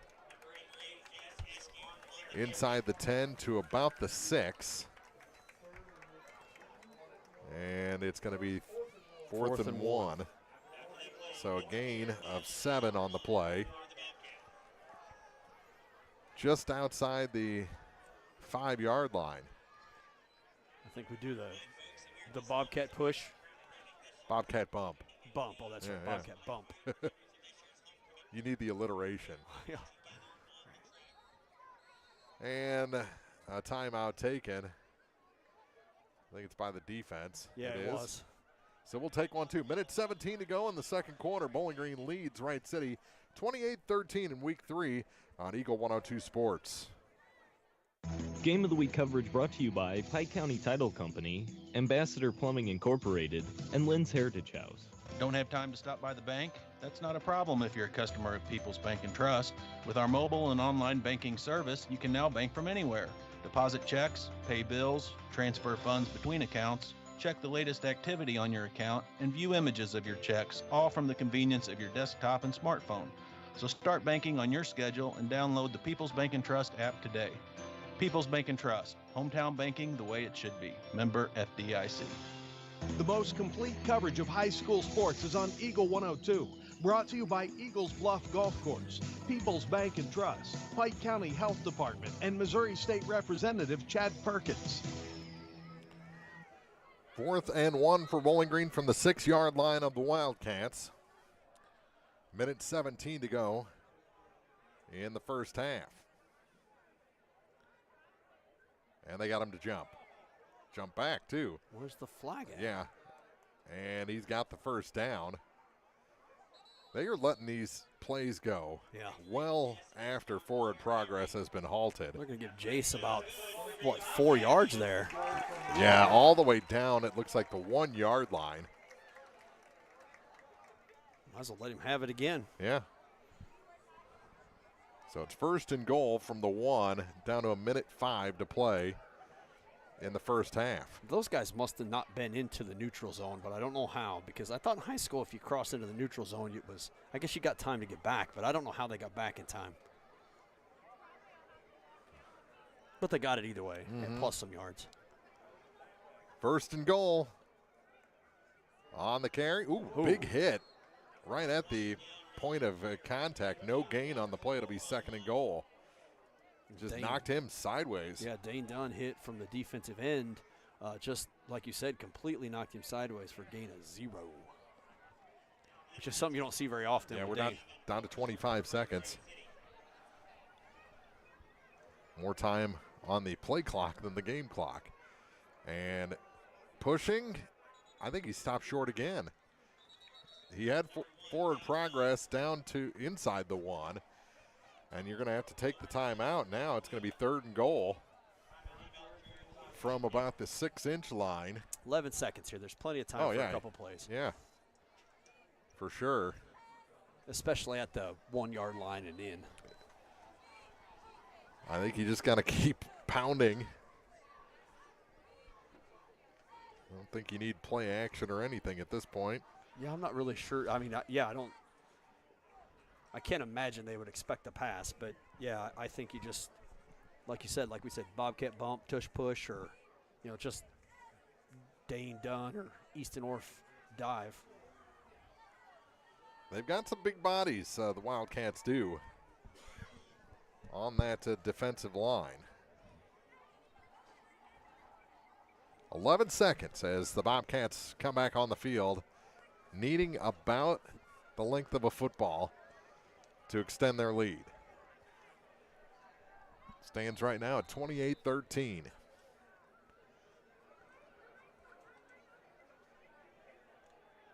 There we go. There it is. And it's in for a touchdown. Bobcats SQ for the 1 yard score.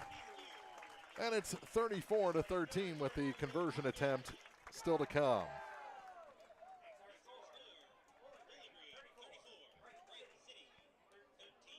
Even the biggest guys, when you give 3 shots from the 1,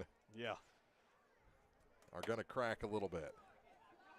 Yeah, it's just that nonstop, constant pressure. It's difficult to stop when you're fresh, let alone, after 8 downs.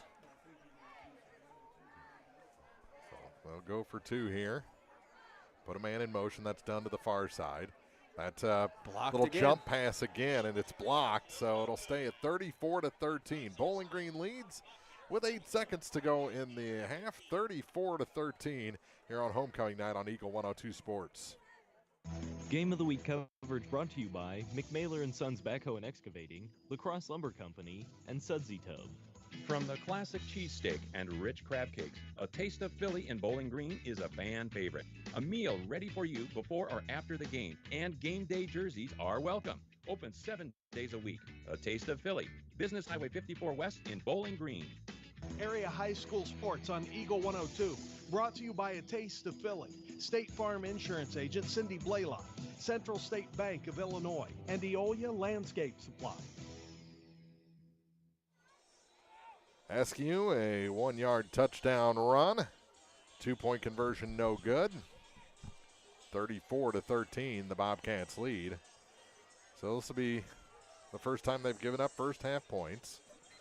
The first time they've failed to score, what was it, week 1, 40-something? 40, yep. Yep.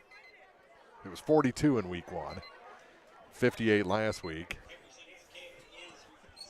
Little squib kick by Bennett. And we're down to 6 seconds. Fielded by Grant Lehman for Wright City. I think they tried to kick it and not let it get deep and kind of just burn more time off the clock.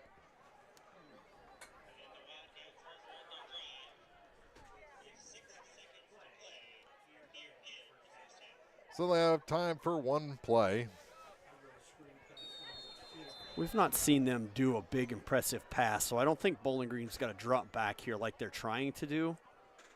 I think they just got to stay in on McRoberts and not let him get a big run. Yeah, trips to the far side, one receiver on the near side.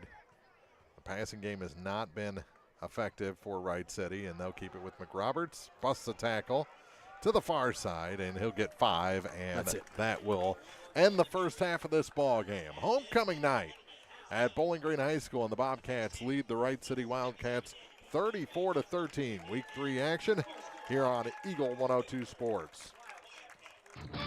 The Eagle 102 Sports halftime report is coming up. Brought to you by Cellular and Satellite Center in Bowling Green. Game of the Week coverage brought to you by Mike Henry Excavating, Pogue Chevy Buick in Hannibal, and Service and Supply Co-op. Cellular and Satellite Center is the only stop you need to make when it comes to satellite providers, offering DirecTV and Dish Network along with antenna installs. Now, a special message from Matthew Niemeyer himself. If you call an 800 number and they say we will be the local installer, they are wrong. Contact Matthew at Cellular and Satellite Center in Bowling Green, your local authorized dealer. Illness can happen anytime or anywhere, whether it's the sniffles, sore throat, or the flu. Hannibal Regional Medical Group's Urgent Care in Bowling Green is here for you. Urgent Care is open 7 days a week and is located just off the roundabout in Bowling Green behind Community State Bank. Urgent Care provides friendly, expert, affordable care with short wait times and no appointment is necessary. When you need care, remember Hannibal Regional Medical Group's Urgent Care in Bowling Green is here for you. Your car, your stuff, your savings. Combine your auto and renter's insurance with a call to State Farm Insurance agent Cindy Blaylock in Louisiana and let Cindy show you how to put life back in your life insurance. Auto, home, and life. Make your wallet happy. Here to help life go right, State Farm Insurance agent Cindy Blaylock in Louisiana. Eagles Bluff Golf Course in Clarksville is a locally owned public course, available for play 7 days a week. For more information, call, visit, or go online to eaglesbluffgolf.com. The area's best coverage of high school sports on Eagle 102. Brought to you by Noah Builders, Castile's Color Wheel, Eagles Nest Inn, and People's Savings Bank. It's now time for the Eagle 102 Sports halftime report on KJFM. Sponsored by Cellular and Satellite Center in Bowling Green. At the half, the Bowling Green Bobcats lead the Wright City Wildcats 34-13. Mark front of Chris Grody. Back here in the broadcast booth as Bowling Green begins the homecoming coronation. They're about to introduce the court, and you know, Bowling Green did some good things. Welch, great job defensively on the outside when it's come into passing situations, but the run game has had some holes, and you got to tip your cap to Dwan McRoberts. He's busted off 121 yards on 2 carries, 2 of his carries for 2 touchdowns. Yeah, I'm not sure that the defense has holes, with the exception of McRoberts is running the ball really well. He is a tough runner. He's got a good spin move right at the very, front, first level, second level. And the Bobcats haven't been able to bring him down at first contact. And then once he bounces off first contact and gets out running, there's nobody can catch up to him. He's a pretty fast kid. So, McRoberts has at least found 2 holes, or 3. He's got a couple. Or made them. Yeah, well, that's true. He's got a couple 60-yard touchdowns, 61 and a 60. And then other than that, his biggest run has been 7 yards. So, or 9 yards. This game's not really, too far out of a goose egg minus those 2 big plays. Yeah, I think he ran for 229 last week against Winfield. So I mean, the kid can run, and he can make the most out of his opportunities for sure.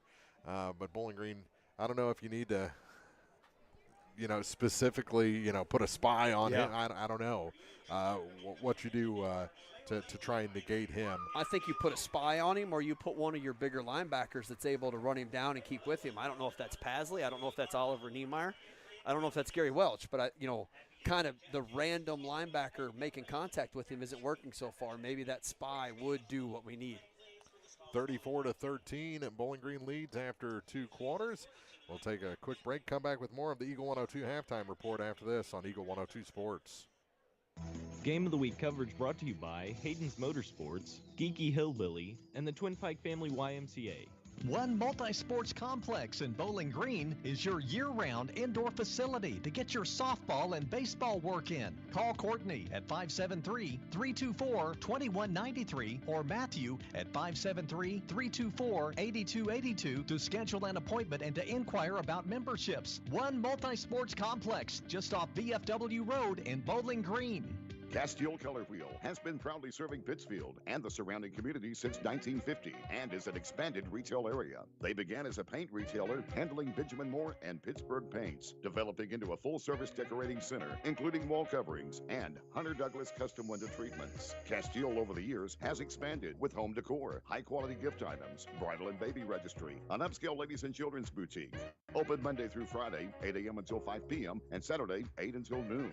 Let Castile's be your one-stop shop, located just off the northwest corner of the square in Pittsfield.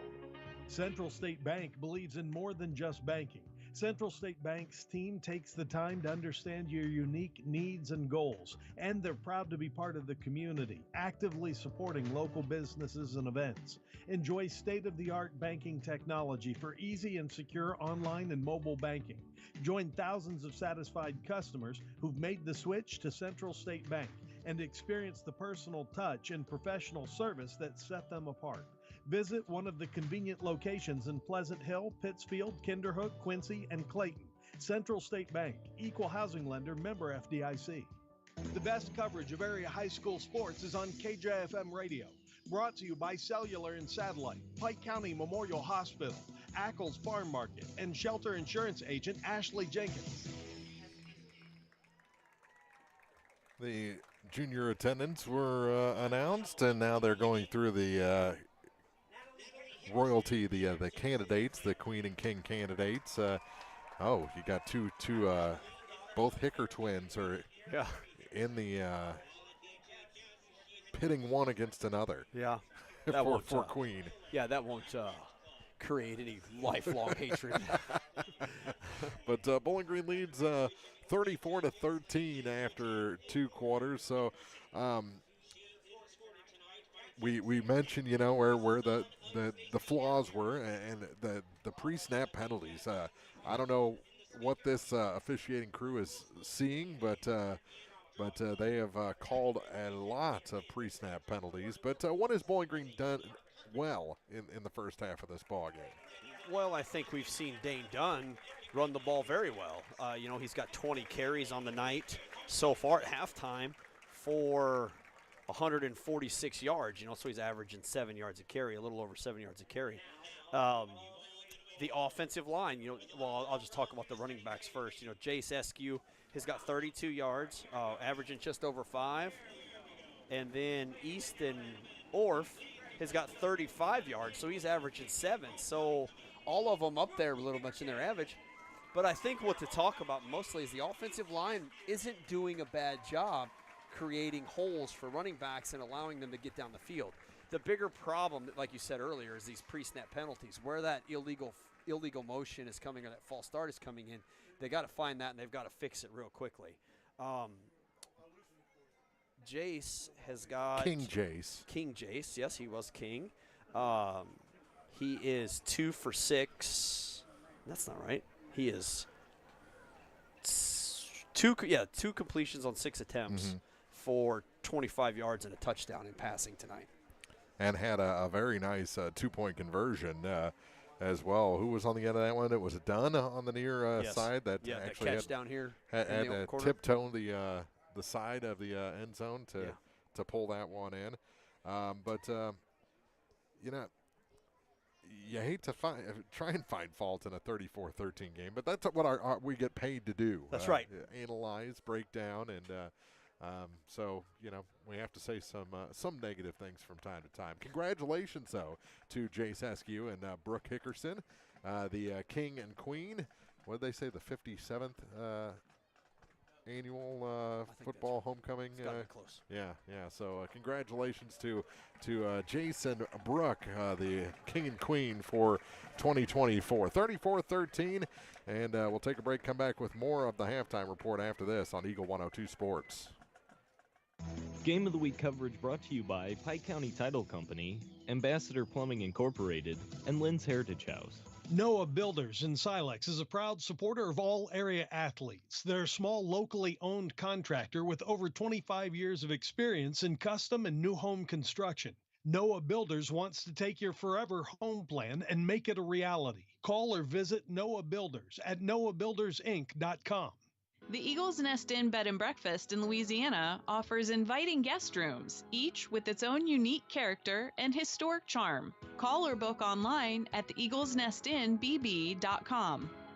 Everyone needs help with something at some point in their life. This is Tracy B. with PCHD, and I am here to remind you that we have certified community health workers staffed at our office that offer assistance for free to those who need help navigating local resources and more. Please don't hesitate to call 573-324-2111 to learn more, or visit our website at pikecountyhealth.org. The most complete coverage of high school sports is on Eagle 102. Brought to you by Brown's Processing and Smokehouse Meats, Geared Up, Community State Bank of Missouri, and Barnes Roots and Herbs. As the band begins to perform at the half, Bowling Green leads 34-13. Other scores from around the area at the half. Olympia leads Pittsfield 23-20. Van Fars extended their lead over Louisiana to 16-0 after 2 quarters. Palmyra has put 38 up on Macon, lead them 38-14 in the second quarter. On Macon? Yeah. Wow.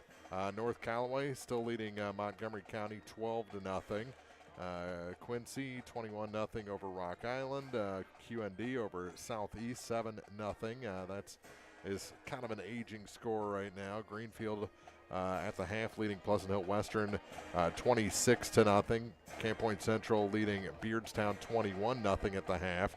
Winfield leads Mark Twain 7-0 at the half. Very low scoring first half there. It's South Shelby leading Monroe City 22-6 in the second quarter. As Monroe City having a little bit of a tough time this season so far, but South Shelby was very good last year. Bowling Green met them in the playoffs, but they lead the Panthers 22-6 in the second. And what else do we have? West Central leading Carrollton at the half, 12-7. And we'll get some other scores as we go along, because tonight is Hannibal and Troy Buchanan. So we'll be looking for scores on that one. And the last update we had on Mexico, Odessa, and a battle of Bulldogs was 3-0 Mexico. But that one hasn't been updated since the first quarter. So a lot of scores from around the area.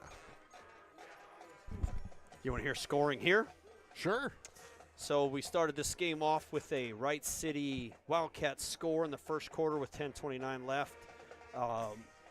McRoberts had a 61-yard run. The the extra point conversion was good, making it 0-7. Then Bowling Green scored in the first quarter with 6:56 left. Jace Eskew with a 1-yard run. The 2-point conversion was no good, making it 6-7. Bowling Green again with 2:58 in the first quarter.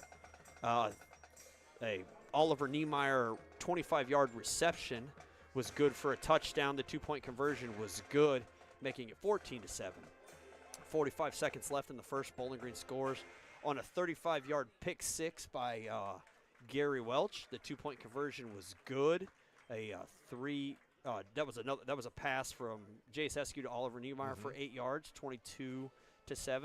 Bowling Green scored with 6:25 left in the second with a 1-yard run from Dane Dunn. The 2-point conversion was no good, making it 28-7.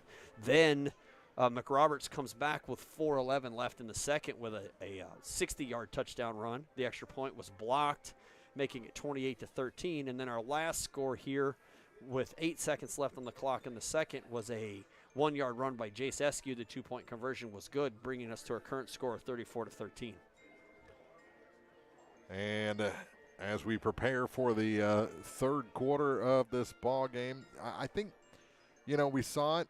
They they treated 1 3rd down in the first half as a passing down, and Jace overthrew Aiden Grody. You've got to start, I think, working that in a little bit more because the timing just wasn't there. And we're in week 3 now. You should be getting that timing down, but you've got to get these things. 34-13, I think, is the perfect kind of score at the half to start working in the passing game. It's not close enough that you're extremely worried about it, but it's close enough that you're still in a game plan with your first team out there. So get them working on some things. Yeah, I agree completely. Like you said, 34-13 is a perfect score to kind of work and open up that playbook a little bit. And I know that you don't want to give away a lot of your plays because people are watching film a lot more now, preparing for games for the next week. But I think, and you can't even blame us anymore for that. That's right. Yeah, because most schools are streaming all of their games to everyone as well. 10 years ago, they were saying, "Can you take that down?" No. Yeah.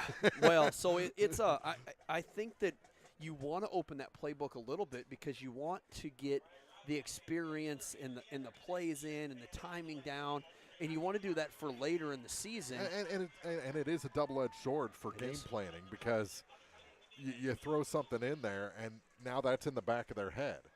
Yeah. So it opens up without even running it in a game. It opens it up for people to be game planning or thinking about in certain situations, and then you bust out a 30-yard run. Yeah, I agree. They start to play back, and it's something else I think that Bowling Green needs to do. They run a lot of this. One of the tight ends runs a corner route here, and then they run a guy underneath of that with the intent to draw the safety off so that they get more yards down here underneath. But the middle of the field is open. The safety for Wright City is at least 6 inches shorter than both of Bowling Green's tight ends, and there's no reason to not use that to your advantage. And they just have not. We've seen them do it twice. One for an incomplete pass down here that we thought Oliver Niemeyer caught, but they've shown that Oliver Niemeyer is open, and if Oliver's going to be open, Dude's going to be open at times also. So they need to spread that out a little bit, open the playbook a little bit, and get it kind of fired up. Can you imagine crossing those two across the middle on a timing play? Yeah. Oh, man. That'd be awesome. Yeah, it would. Suck to be the guy chasing. 34-13 after 2. We'll take another break about 7 minutes before the second half kickoff as we continue the Eagle 102 halftime report. Game of the Week coverage brought to you by McMailer & Sons Backhoe and Excavating, La Crosse Lumber Company, and Sudsy Tub. This is Tara Grody, and People's Savings Bank is excited to announce the Bobcat debit card. People's Savings Bank believes in giving back to the communities we serve, and that begins with the school district. Every time you use your Bobcat debit card as a credit, People's Savings Bank will give the school district 5 cents. That may not sound like a lot of money, but since starting this program 6 years ago, PSB has been able to give back over $120,000. Open an account online at ourpsb.com or stop by our branch. We are the one with a bright blue roof. Start earning the Bowling Green School District money today just by using your debit card. Member FDIC. Ackles Farm Market has locally produced beef, pork, and honey. Stop in for your farm fresh cut ribeye, New York strip, sirloin steaks, fillets, stew meat, ribs, ground beef, snack sticks, and all beef hot dogs. While there, stock up on homegrown fruits and vegetables as well. Open every day, 9 to 7. Ackles Farm Market, just off Highway 54 between Louisiana and Pittsfield. At Pike County Memorial Hospital, we know how important athletics are for your kids. But with an active lifestyle of sports comes health risks and safety hazards. As a certified athletic trainer at PCMH, I work closely with our primary care physicians, orthopedic doctors, and physical therapists. We can make a difference between safe play and dangerous injuries for your athletes. Working with Bowling Green Clopton and Louisiana schools, our goal is to provide the best possible outcome for your athletes. I'm Eric Schaefer, certified athletic trainer at Pike County Memorial Hospital. I'm at work while your athletes are at play. High school sports on your area sports leader, Eagle 102. Brought to you by Bowling Green Tractor, State Farm agents Rod Prentice and Brenda Crawford, Vicky Cadwalder Real Estate, and Pepsi. So not really a truly extended homecoming halftime break as Bowling Green's back on the field, and Wright City, a few guys at a time, is going back to sideline, and it kind of brings up, things have probably changed since you were in a high school locker room. How much actually goes on preparing for the second half in a modern high school halftime? Yeah, so I think it depends on your first half performance, right? If it's not to expectation, there's probably some immediate changes made on the drawing board. In a game like this, they probably are correcting. Coach Calhoun is up top watching from the Eagles' nest here, and he's probably given some information that they need to adjust on the offensive line or the defensive line. I've been victim of the, hey, we're doing pretty good, let's not change anything, and I've been victim of the screaming, yelling, mad teammates and coaches.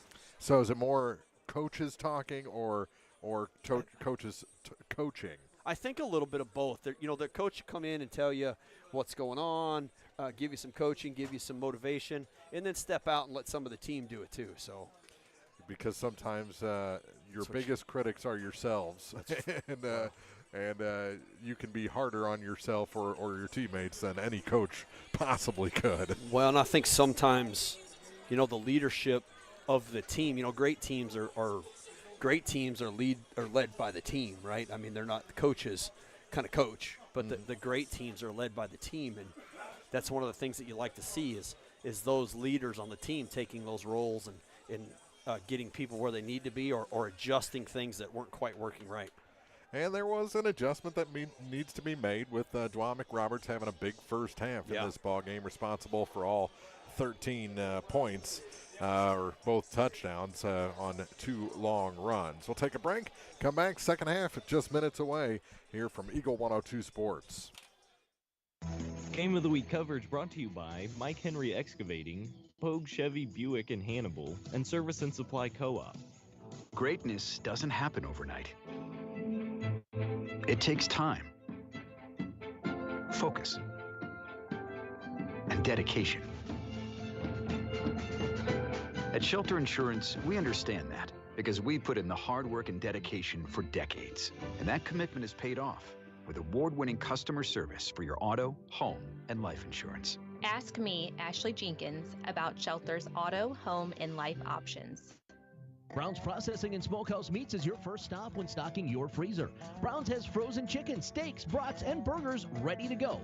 For wholesale and custom butchering, Brown's is your first call. It's where quality meets service. Brown's Processing and Smokehouse Meats. For your meat processing, smokehouse meats, and homemade sausage. Just off Highway 61 in Silex. Follow area high school sports on KJFM Radio, brought to you by One Multi-Sports Complex. Pike County Mutual Insurance agents Corey Buchanan and Sheila Clucky, Gambino's Eatery, and Hannibal Regional Medical Group. Thought it was interesting. The quarterback, Jay Seskew, his backup, Isaac Overhouse, getting loose before the third quarter of this ball game. And Jace, you can tell who was the starter and who's the backup, because Jace was throwing to Isaac, and Isaac was throwing to dude, Aiden Grody.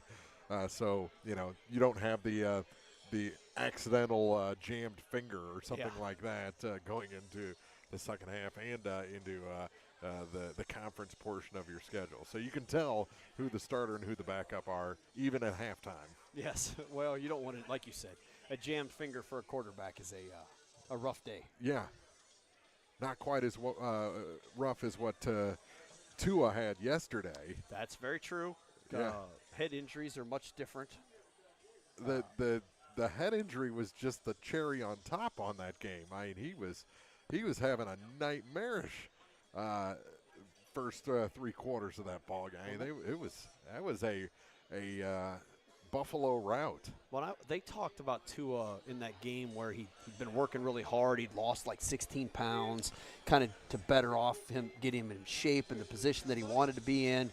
And man, he's just really taking some hard hits. Well, and that's the thing. He had gained weight to try and protect himself against those I went hits. the wrong way. Yeah. And now this season he came back. Lost weight. Okay. So he opened himself back up. Yeah, I don't. To those hits. The NFL is unbelievable. You know, the top 1% of all athletes playing at that level. It just blows my mind, those guys and their athletic ability and their strength, and it's crazy. If and when Tua returns, is he coming back with the extra pads on his helmet that a few of the guys have, or do you think that's just out of the question for a quarterback? No, I mean, I think he could do it.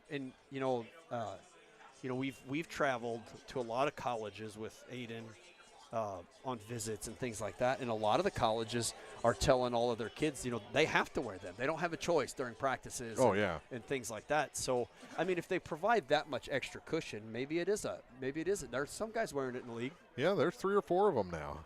As we're set for the second half kickoff here from Bowling Green High School, the Bobcats to get the ball up 34-13 as Wright City won the opening toss and chose the ball. So Bowling Green gets it to start quarter number 3. Buffington back. And they squib it. And it goes out of bounds on the far side, and Bowling Green will take it at, the 44-yard line? Looks like they're going to mark it there. Is there a flag? Well, there was, but I didn't know if the Bobcat touched it or not. It looked like he'd reached it down to touch it, so I didn't know if he touched it before it went out, because then it wouldn't be a flag. Oh, they're going to mark it all the way at the 49. Yeah, good field position for the Bobcats to start the second half.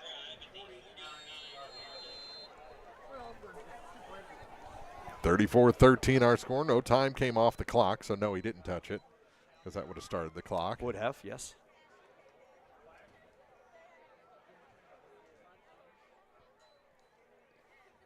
And reverse. Reverse on first down. Oh, man. Good job on the far side by the Wright City defensive end to get a hand on the ankle or foot, because that could have been a 10-yard gain. They stopped him after 2.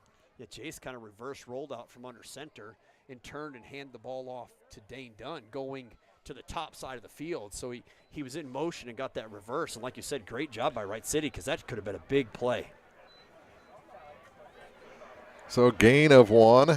So it goes from 149 to the other. So a gain of 2 actually on the play. And this one, a gain of about 3 more out to the 47-yard line. 3rd and 6. I give him 2. Down to 11-10 to go in the third quarter. 3rd and 6 here. So we'll see if this is a passing down or not. I don't think it will be. Yeah, because you're in for the Bowling Green offense, you're in 2-down territory anyway. It is Roll a pass. Out, puts it in the air near side and Oh! dropped. He turned up field. Hands. He knew there was daylight in front, tried to make that turn too quick and dropped it. Who was the intended target on that one? Oliver Niemeyer. Yep. He had Oliver and Aiden both right in the same area open, and Oliver did have daylight behind him. It almost looked like the ball was almost to his hands, and he started to turn to run, and it's always ball first. And ball first would have been the first down. Yeah, easily. Anything after that's a bonus. You got to secure it for the first. So now it's 4th and 6. 3 receivers on the near side. Drop back to throw. Askew puts it away. Has the first down and more.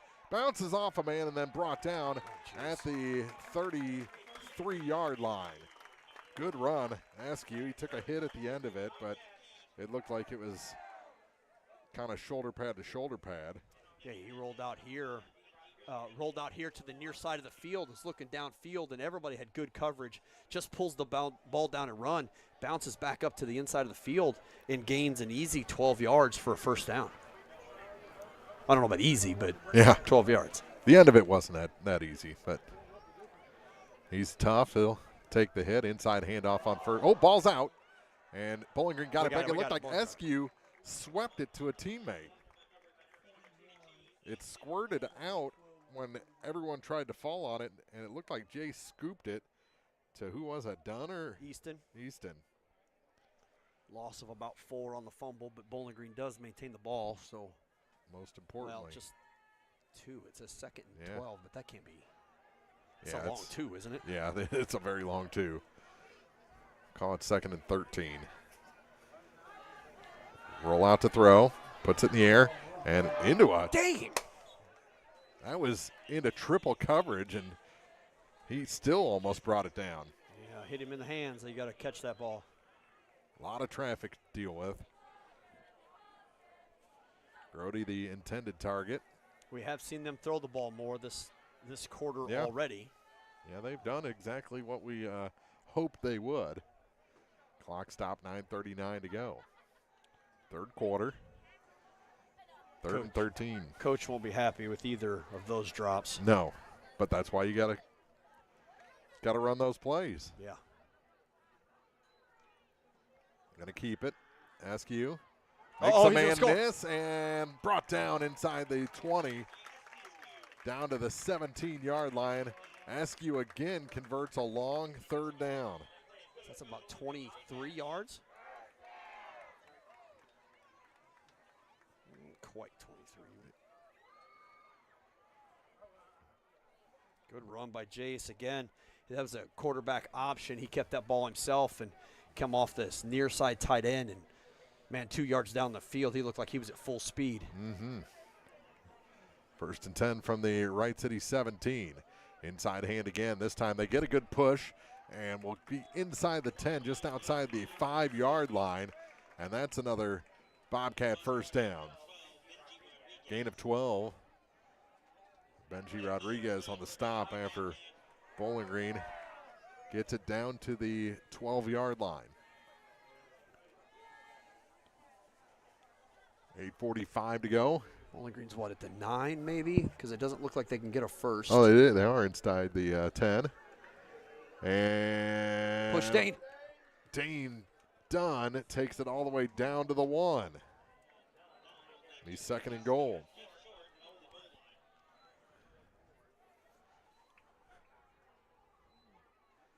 That was a good sideways push there from Dane Dunn. Yeah, he was stood up, and he's got big, powerful legs too. He was stood up, just kept driving the legs, and gained an extra 2-3 yards there.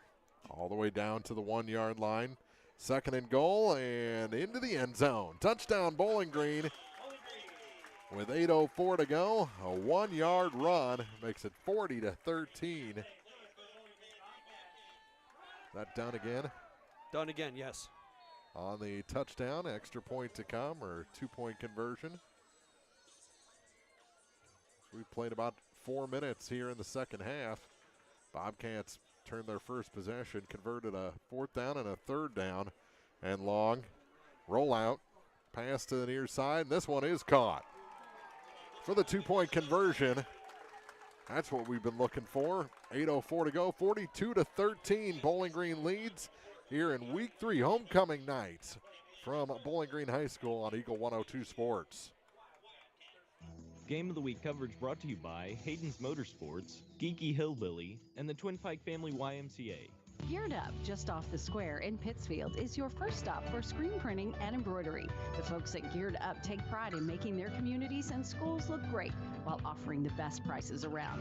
If you're looking to expand your wardrobe, or maybe a gift is on the list, stop by their store and check out numerous items in stock.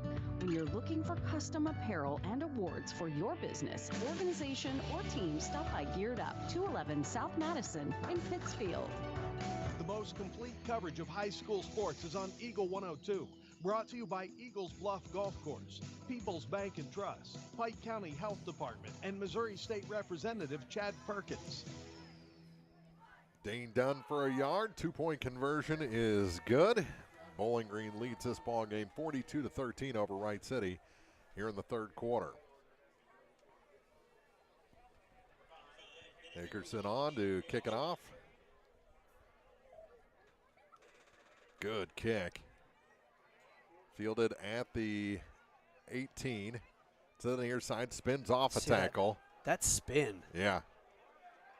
All the way to the 25-yard line. Yeah, he was contacted, Mark, at the 25-yard line and then brought down here at the 35-yard line. So that spin and then the power that he has to continue running is impressive. That's McRoberts. 7:54 to go in the quarter. They've only run the ball with one player in this football game, two, and given the fact they had one run that I didn't get the number of that player, I just assumed it was McRoberts. Yeah. Stacked receivers on both sides. On 1st and 10 from the Wright City 35. Tries that hard count again. This is an old Gary Pinkel style call. And they're going to call a timeout. 42-13. And the talk in the booth is that happens on the first play out of halftime for your offense. We'll take a break, too. Bowling Green leads Wright City here in Week 3 on Eagle 102 Sports. Game of the Week coverage brought to you by Pike County Title Company, Ambassador Plumbing Incorporated, and Lynn's Heritage House. Community State Bank of Missouri in Bowling Green and Troy, where the #1 priority is the customer and adding new services to help simplify your life and building a strong, high-performance financial services organization. Community State Bank in Bowling Green and Troy, your community bank since 1887, member FDIC. Area high school sports on Eagle 102. Brought to you by A Taste of Philly, State Farm Insurance Agent Cindy Blaylock, Central State Bank of Illinois, and Eolia Landscape Supply. Bowling Green scores on their first possession here in the second half. Lead Wright City 42-13. Wildcats have to burn a timeout before their first offensive play. Still come out with the stack receivers on both sides. Shotgun. And McRoberts, nothing there this time. And he was still on his feet. And the linebackers had to come in after the defensive line had him behind the line. And Jakari Clark clean up. He just does not like going down. No, he must be bigger than he looks from here because he obviously is not easy to tackle.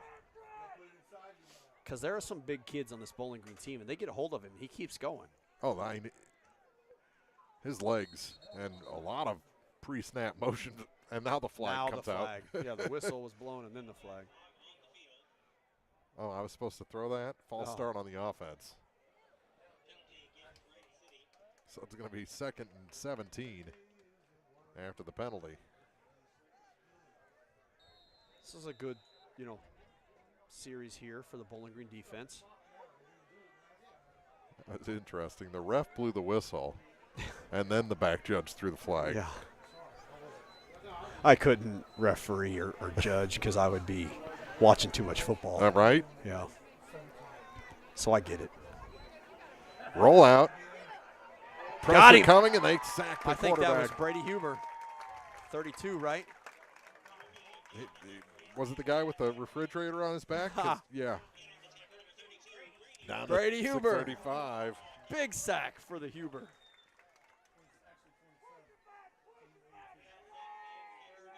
He must have thought there was a refrigerator back there. Yeah, that's what I was saying. Go get it. Oh, he's going to be mad. That's all right. So now it's 3rd and that looks like 30. That was a loss of what, 10? At least. All the way back inside the 20. They'll go to the air again. Flag comes out on the near, or something came out on the near side. Oh, almost got away. Yeah. Wow. Yeah. The flag is sitting at the 19-yard line. Which is weird because the defensive cornerback and the receiver, they called illegal motion. Yeah. So they're going to decline it. It's going to be 4th down and 30. 20, yeah, there you go.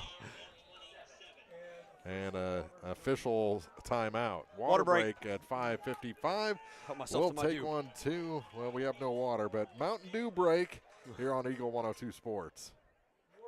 Game of the Week coverage brought to you by McMailer & Sons Backhoe and Excavating, La Crosse Lumber Company, and Sudsy Tub.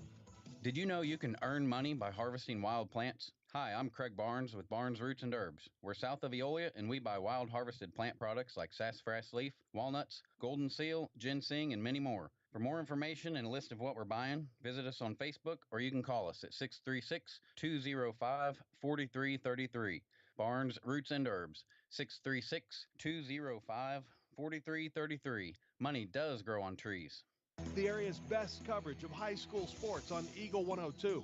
Brought to you by Noah Builders, Castile's Color Wheel, Eagles Nest Inn, and People's Savings Bank. 42-13, Bowling Green leads. 5:55 to go in the third quarter. That was some high-quality H2O. Now we're back to the field for a punt from the Wright City Wildcats on 4th and 30.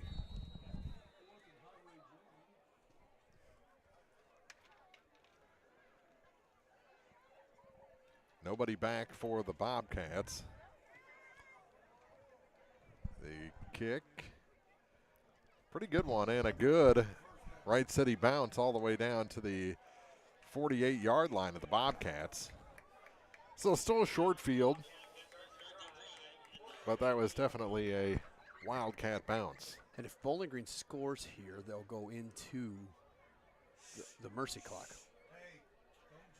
So just letting people know, but Coach is getting on me from the from the clock booth. 5:46. You're not superstitious, but I can't jinx him. What? He's kind of stitious. Yeah, kind of stitious. He's just stitious. Bowling Green at the 49. Yeah, they moved it back up to the 49, so 51 yards. Isn't this where we started the last drive? It is. Pretty good one. Roll out on first down. Little shovel pass. Good job. He never fully went down, but it's right at the marker. Grody. Well, let's see if they move the chains. Now going to be 2nd and 1. Gain of 9 on the reception for Dude. McCoy on the stop. I like the little rollout. He just kind of shot puts it. Well, he blocks down. They have the tight end block down, and then he sneaks out, kind of a Gronkowski pass play. Yep. First down and more down to the 35 of the Wildcats. That's done. For what, 8? Oh, he comes out limping. Looks like he may have taken a helmet into a muscle or something there. Well, he's at 26 carries for the night. Yeah, I'd be limping just out of 26 carries. Down to 4:48 to go in the third quarter.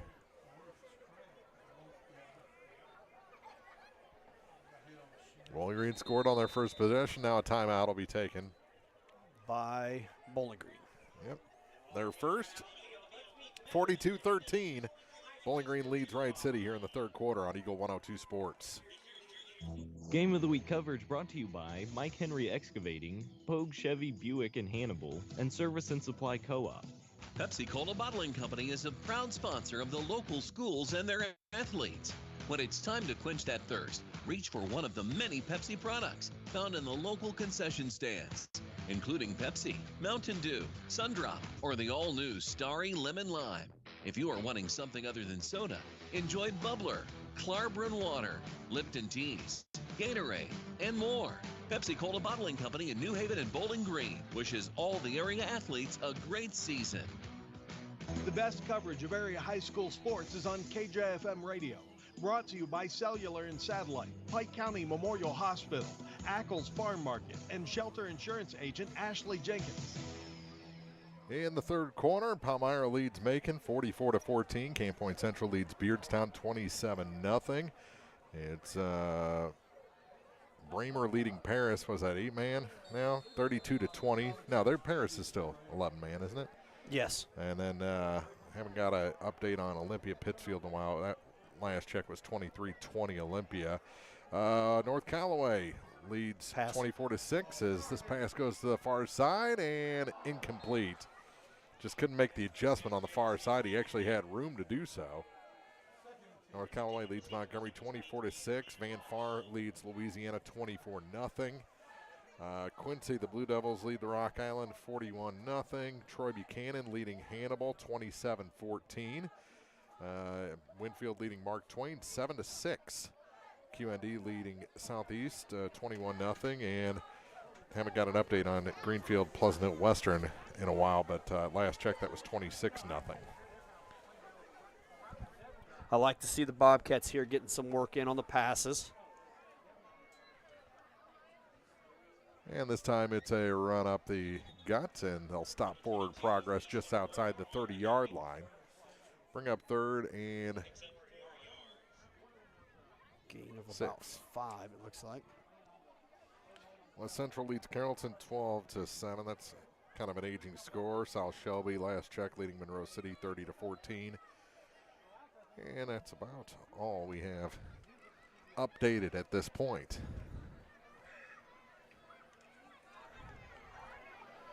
Third and 6.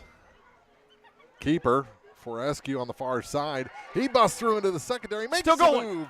He's looking for the pylon now, and he is in for the touchdown. Where's his hand? There they There are. it Score. is. I knew he was in Yeah. for the touchdown. 30 Eskew yards for Jace. with 3:43 to go, and the clock is now running as the Bobcats lead 48-13. They finally stop at 3:38.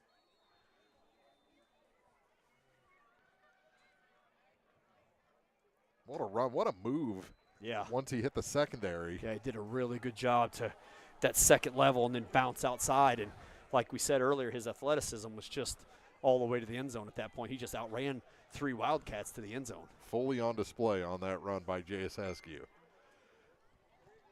They'll go for 2. And pre-snap penalty. It's got to be on the motion. I don't know. Send Hickerson on there. I don't know. That motion. We jump off sides every time they run that motion. I don't understand. Well, the Bobcats jump off every time they run that motion. So quite a few personnel changes after that penalty. Brady Huber running in.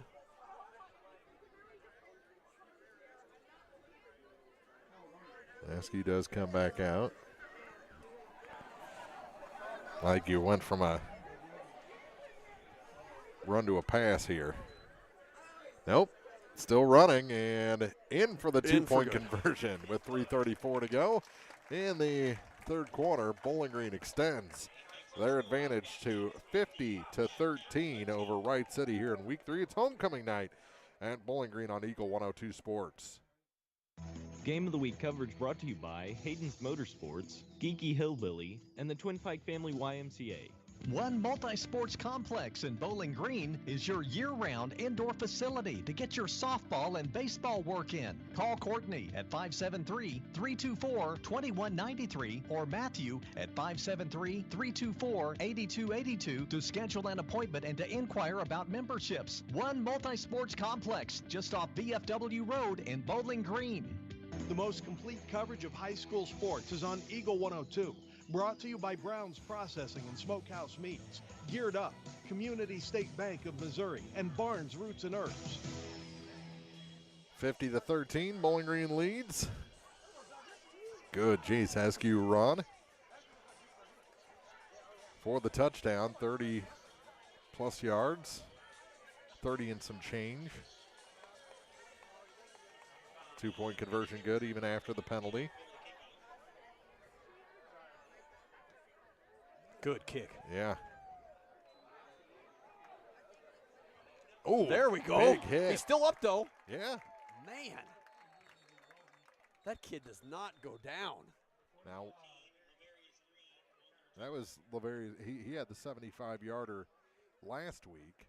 It's Gary Welch on the initial hit. Now, was that Hickerson kicking off? Because it looked different, and I don't think that I think it was the kicker that was Welch kicking that. Does he kick it all? I don't know. I've not seen him kick yet. I thought it was Bennett. Yeah, it just the kick had a different look to it. A little lower. Yeah, it was still a good kick. Had some distance. Yeah. Clock is running. And 1st and 10 for the Wildcats. Outside, good hole on the near side, and he's gone. Oh, he slipped. He slipped down. He tried to make one more move for himself and probably beat himself out of a potential touchdown there. Yeah, 14 yards. I mean, just he gets the ball at this off tackle from that shotgun position, and the Bobcat tacklers are just overrunning him. You can't arm tackle this guy. You can barely body tackle him. All the way out to the 39 of the Wildcats, 1st and 10. 2 backs in the backfield. 2 receivers to the far side, 1 on the near side. And got him this time. Yeah. Slowed him down with the arm. Ooh. Guy's still falling 10 yards away from the ball.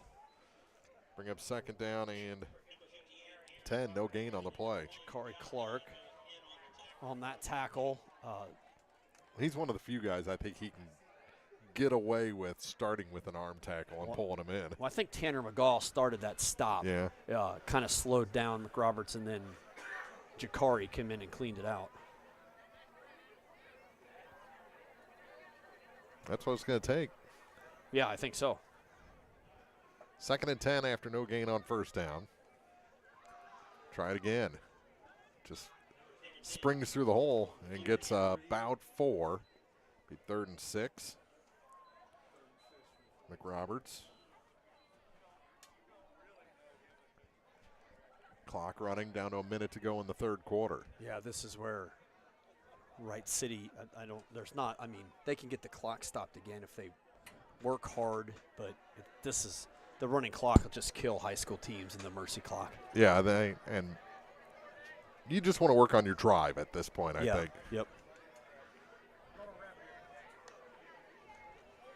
Again on the ground, and he's going to get the 1st down, and then a little bit more into Bowling Green territory down to the 48. 5 Bobcats on that tackle.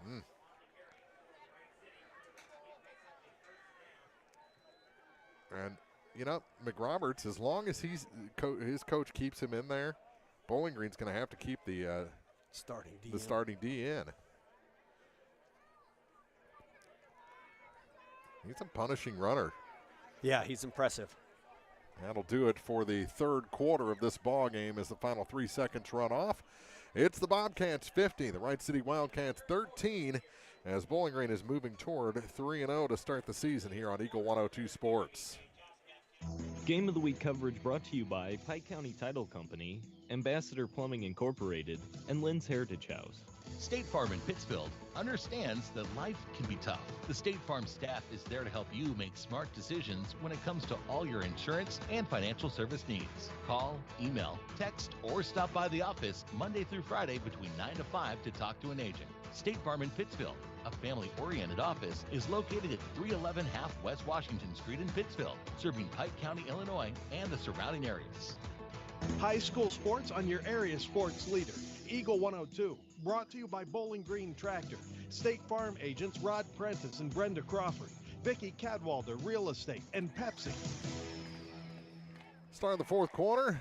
It'll be 1st and 10 from the 49 for Wright City. Teams flop ends. Wright City will be going left to right. Clock will start as soon as the ball is snapped, and running clock to start the 4th quarter. Into Bowling Green territory from the 48. Back to throw. He puts some air onto this one. Into coverage. Pops up in the air and drops incomplete. How is that not a flag? Yeah, they're letting the wide receiver for Wright City get away with some contact over there. I mean, there should have been a flag on either the offense or the defense. There was complete contact all over that pass. Before the pass got there. Yeah, way before. The ball landed, good throw, the ball landed right in the middle of both the players. Bounced up and actually gave the safety coming back a chance to intercept it. Falls incomplete, 2nd and 10 from the Bobcat 48. On the ground on 2nd down, and a gain about 3. It'll be 3rd and 7. Minute gone here in the 4th.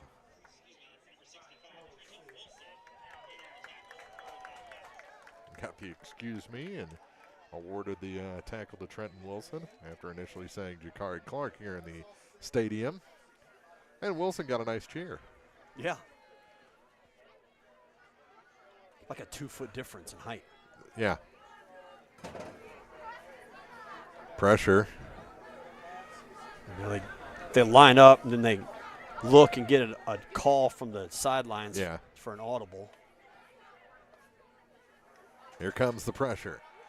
Looking to pass. They puts it want in the that air, deep ball. and it is incomplete. Oh, They'll throw the flags what? this time.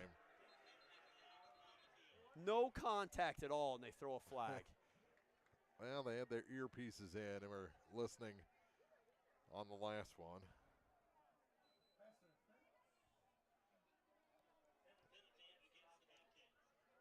So it'll get them a first down, I think, but it's not. Yeah, it's defensive pass interference.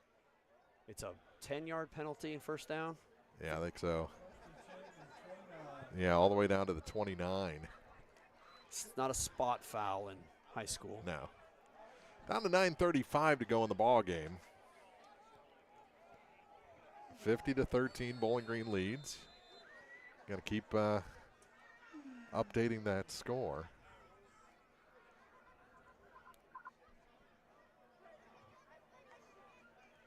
Oh, bad snap.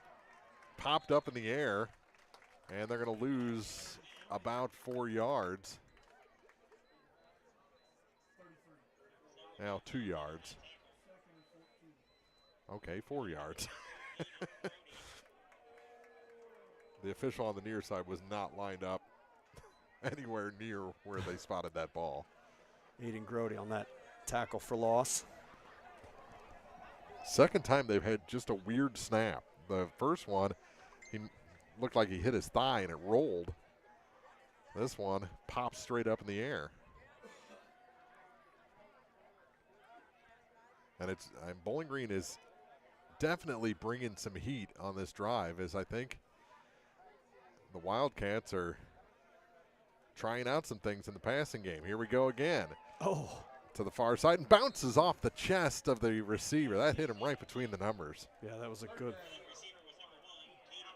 throw. Hit the receiver right, like you said, in the chest. But importantly, Humphreys got nailed by like 4 Bobcats. Caden Allison was the intended target on the far side. It'll be 3rd and 14. 4 minutes gone here in the 4th. 50-13. Here's the Bobcat lead. They kill a lot of clock here just with the way that Wright City gets their plays called in. Mm-hmm.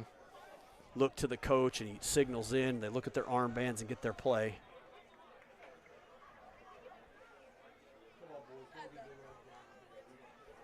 Keep it on the ground here on 3rd down and long, and they'll get a few yards back, still be behind the chains for 4th down. McRoberts got about 2. Be 4th and a long 11.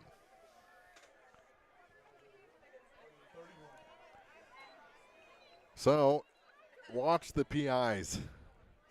No pass interference here on 4th and 11. Yeah, you don't want to give up a free first down.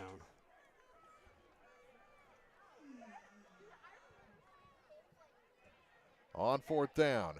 Here comes Bowling Green. Made contact and got the sack. Can't get a pass interference if the quarterback gets sacked. And it'll be a turnover on downs back at the 40-yard line of Wright City. Bowling Green takes over with 6:38 to go in the ball game, and Aiden Grody and Jakari Clark, the two track throwing buddies. Yeah, it's they were almost passing on every down. I think they ran one each set of downs. So Bowling Green was just almost free reign at the quarterback. Yeah, Bowling Green did a good job here on that defensive play because they had outside pressure, which caused Humphreys to kind of step in. He got grabbed by Jakari Clark and started to spin out of that, and then got grabbed by whichever Bobcat helped make that final tackle. Final water break of the night. 6 minutes to go in the ball game. Bowling Green will have it 1st and 10 from their own 40 when we come back on Eagle 102 Sports. Game of the Week coverage brought to you by McMailer & Sons Backhoe and Excavating, La Crosse Lumber Company, and Sudsy Tub. Hi, this is Shelley Clucky with Pike County Mutual Insurance Company. We appreciate the value of working hard and making sure you've taken steps to make sure you're prepared for whatever comes your direction. Best wishes to all of our area athletes for another amazing season from myself and Corey Buchanan at Pike County Mutual Insurance Company on the Square in Bowling Green. Follow Area High School Sports on KJFM Radio, brought to you by One Multi-Sports Complex. Pike County Mutual Insurance agents Corey Buchanan and Sheila Clucky, Gambino's Eatery, and Hannibal Regional Medical Group. Stretch run, final 6 minutes. Bowling Green has it 1st and 10 from their own 40. Up 50-13 on the Wright City Wildcats. Next week, Bowling Green will go on the road, be at North Callaway. We'll have a 6:30 pregame, 7 o'clock kickoff here from Eagle 102 Sports. I like the trip to North Callaway. It's nice as long as it's pleasant outside. Yeah. I like their uniforms. Their home uniforms are pretty nice. Yeah. Definitely easier to read than their road uniforms. Yeah, ain't that the truth. Easton running on first outside. down. Great move. Yeah. Gets Another to the good 50, bounce. 45, and taken out of bounds into Wright City territory, all the way down to the 35 of the Wildcats. 40. Easton, how are you going to run out the clock doing that? Yeah. Benji Rodriguez finally got it down. He's quick in the secondary. Yes, he is. He's gotten quite a few tackles that have probably saved touchdowns. Yes, he has. And he's shorter, but yeah, he is fast coming across the field.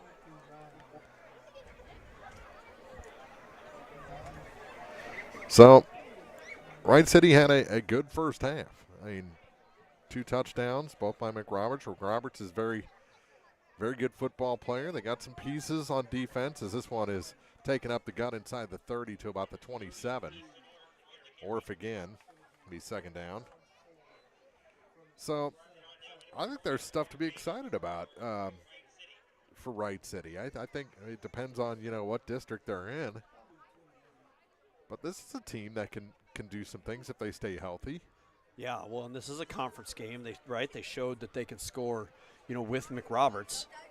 So, this is going to, they're going to be somebody to deal with in the conference for sure. They're definitely in that second tier. Yes. Take the pitch. Oh, inside handout. Easton. And Easton is glitching all over. Down inside the 5. And it'll be 1st and goal for the Bobcats.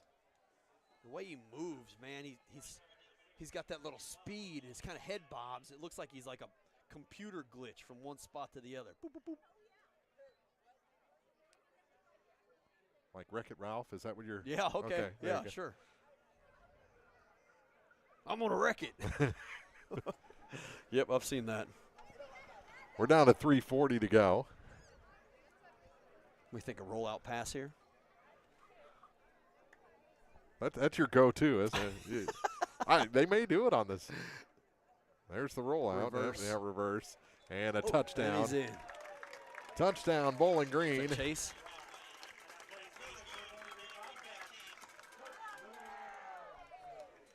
Make it 4 yards. 20. His uniform was bunched up in the front. I never saw the back. 26. So the touchdown goes to Chase Buffington for 4 yards. to make it 56-13. And for the first time tonight, Bowling Green will be kicking the extra point.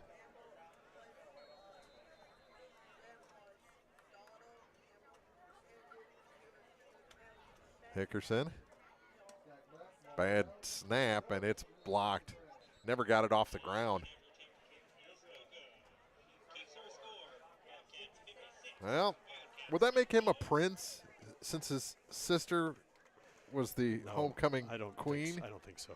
Oh, okay, no title like No, I don't think you're the Duke. No, I think when you're a the kicker, Duke of Hickerson. No, I don't think so. Clock running down to 2:12. Yeah, I got Coach Vibb singing 56-13. Keep it here as the clock continues to run in the fourth quarter. We'll check our scoring updates. See if we are we going to get a kick here? Oh yeah, it stopped. Yeah, they did stop the clock. Nope, it's still going. Now. In the fourth quarter, Cape Point Central leads Beardstown 41-0. Palmyra in the fourth leads Macon 44-14. 24-18, North Callaway leads Montgomery County. So Montgomery a better showing here in week 3. Bremer leading Paris 32-20. Haven't had an update on Van Far, Louisiana in a while. 24-0 was the last check for the Indians leading the Bulldogs. Troy Buchanan was up by 11 on Hannibal, 33-22.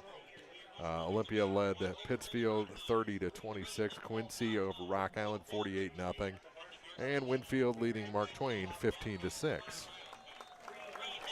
And here's Hickerson with the kickoff. Minute left. Good kick again. Stay in. It did bounce in. Yeah. Fielded. Going the wrong way. Spins off a tackle. He's going the wrong way again. And finally taken down on the far side inside the 20 at about the 15-yard line. And heck, that may run out the clock. 40 seconds. They got an injury, so they're going to get a timeout here. That's the return man, isn't it? I can't tell. It's in the area where he was tackled, and then the trainer tripped over the injured player. So I didn't see that. Yeah, he lifted his leg. Just as it got there. Yeah. Oh. 40 seconds to go, 56-13. Let's see if we can get any further updates while we wait here. Nothing coming up on the ticker as a new score. 44-14, South Shelby leading Monroe in the third quarter. QND leading Southeast. That's kind of getting to be an aging score. 21-0 was the halftime score. And Greenfield was all over Pleasant Hill. Wright City players up and walking with a little help off the field. Got a little hitch in his giddy up. So that will probably allow for at least one more. A play or two, yeah. I think you're right. If they so choose. Or they could take a knee and call it a night. They could, but I can't imagine that will happen. No. But they should wind the clock as soon as the teams are back on the field. I don't think they have to wait for a snap. And they're going to hold it till they get to the line. Mm-hmm.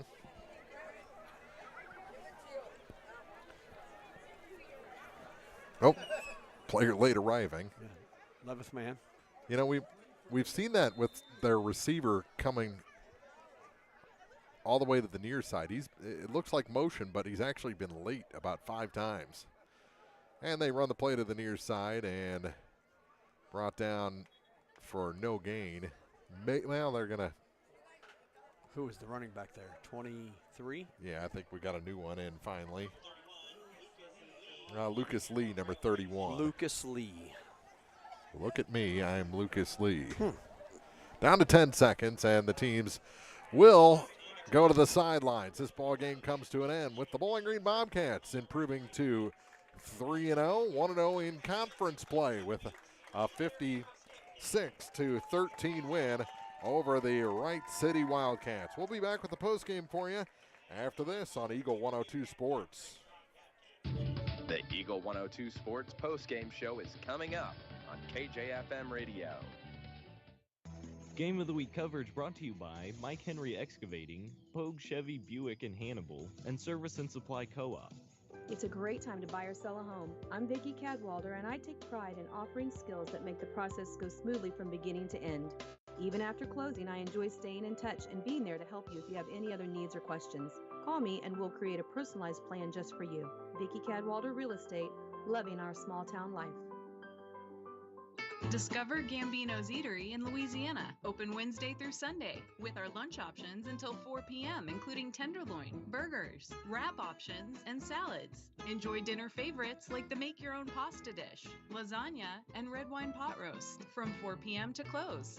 We offer more than just pizza and Italian. There's something for everyone. When the weather is nice, dine on our beautiful patio. Now open Sundays from 11 to 2. Join us at Gambino's on 3rd and Georgia in Louisiana. If it's not on the menu, we don't talk about it. Seize the summer with hot savings on versatile New Holland mid-range tractors from Bowling Green Tractor. Choose 0% financing for 72 months or get up to $10,000 in cash back. Pick the deal that's right for you. As icing on the cake, you'll pay no money down with nothing due until 2025 with either offer. This summer's hottest deals on utility tractors are available now at Bowling Green Tractor. Stop in for all the details. Offer ends September 13th. For commercial use only. Customer participation is subject to credit qualification and CNH Industrial Capital America LLC approval. Standard terms, conditions, and other restrictions apply. Down payment may be required.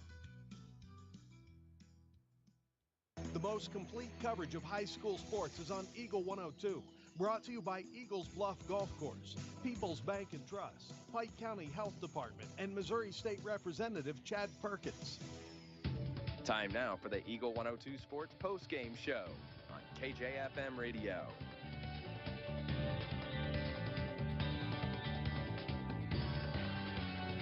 The Bowling Green Bobcats defeat the Wright City Wildcats 56-13, and we need to come up with a graphic. Coach Mark Sinclair now only 99 wins away from 300 for his career. We are on the watch. I have nothing to say. You were fantastic. 201. Not where I thought you were going to go. But you know, we've actually got some second half stats to talk about. It was a dominant win, but just close enough. We saw some things out of Wright City. I like the Wright City Wildcats here in 2024. I hope, I don't mean this negatively. They're to anybody, but McRoberts, right, is a darn good running back. He's got 2 60-yarders here, a 14. He's got a few negatives, a 9. He has. Well, he had so much work that you're going to have a couple of breakdowns here and there. He is 20 carries on the night for 182 yards, so he averaged just over 9 yards a carry. That's pretty impressive. Yeah. I mean, that's, they're obviously the offensive line creates a hole for him. The more impressive part to the Wright City to me is McRoberts' ability to spin off of that first contact, and then his power, for yards after contact is just impressive. I mean, it took every time tonight, minus the time that he slipped down here right in front of us by himself, it took 4 or 5 Bobcats to tackle him. So he's impressive. When you look at the game overall, it was a pretty dominant game by Bowling Green, minus the 2 60-yard runs from McRoberts. That's their 2 scores, and that's it. I go over to the Bowling Green side, Mark, just quickly and look at their carries. Dane getting it done was 27 carries for 180 yards, so he was just over 6.5. Jace had 89 yards on 10 carries, so he's 8.9. And then Easton had 104 yards on 9 carries, so he was averaging 11.5 yards a carry. So again, a pretty dominant running game from Bowling Green. And then Jace, we saw a couple drops here, but Jace was 3 for 10 for 34 yards. And on the other side, their passing game, the first 2 passes were picked, one for a pick 6. Yeah, if I go back here, they didn't have a completion. They were 0 for 6 for 2 interceptions, and one of them was a pick 6. Yeah, and then got the pass interference call, probably the least contact of all of them. All of them down the far sideline. I don't pick offensive, defensive players of the game.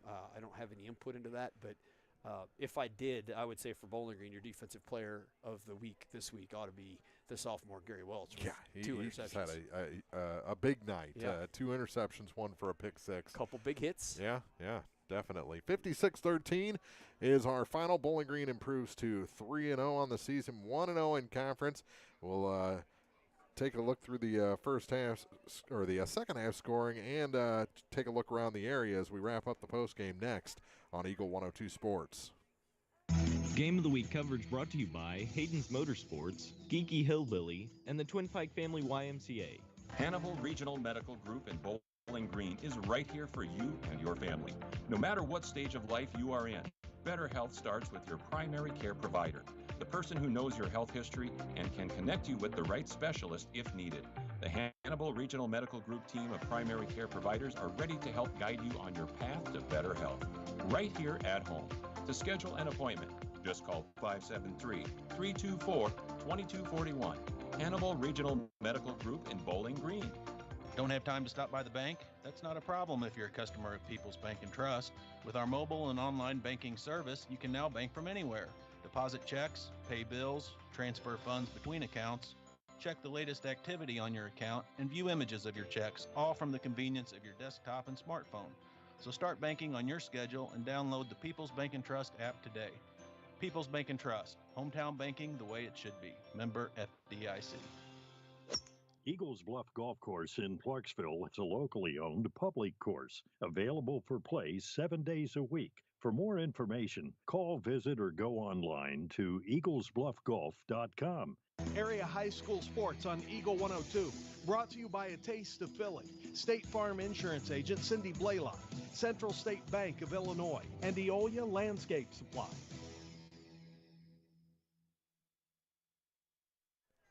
(56-13) is our final, and just talking here in the booth, trying to get our robot back worked into the broadcast. Won't have to worry about it next week. We're on the road. I can do the robot. Is that what you mean? Sure. Oh, okay.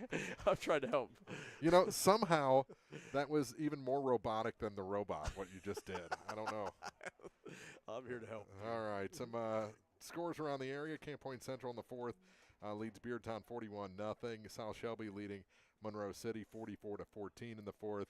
24-18 in the fourth quarter. North Callaway leading Montgomery. So Montgomery coming back a little bit. Palmyra now 50-14 over Macon in the fourth. Let's see here.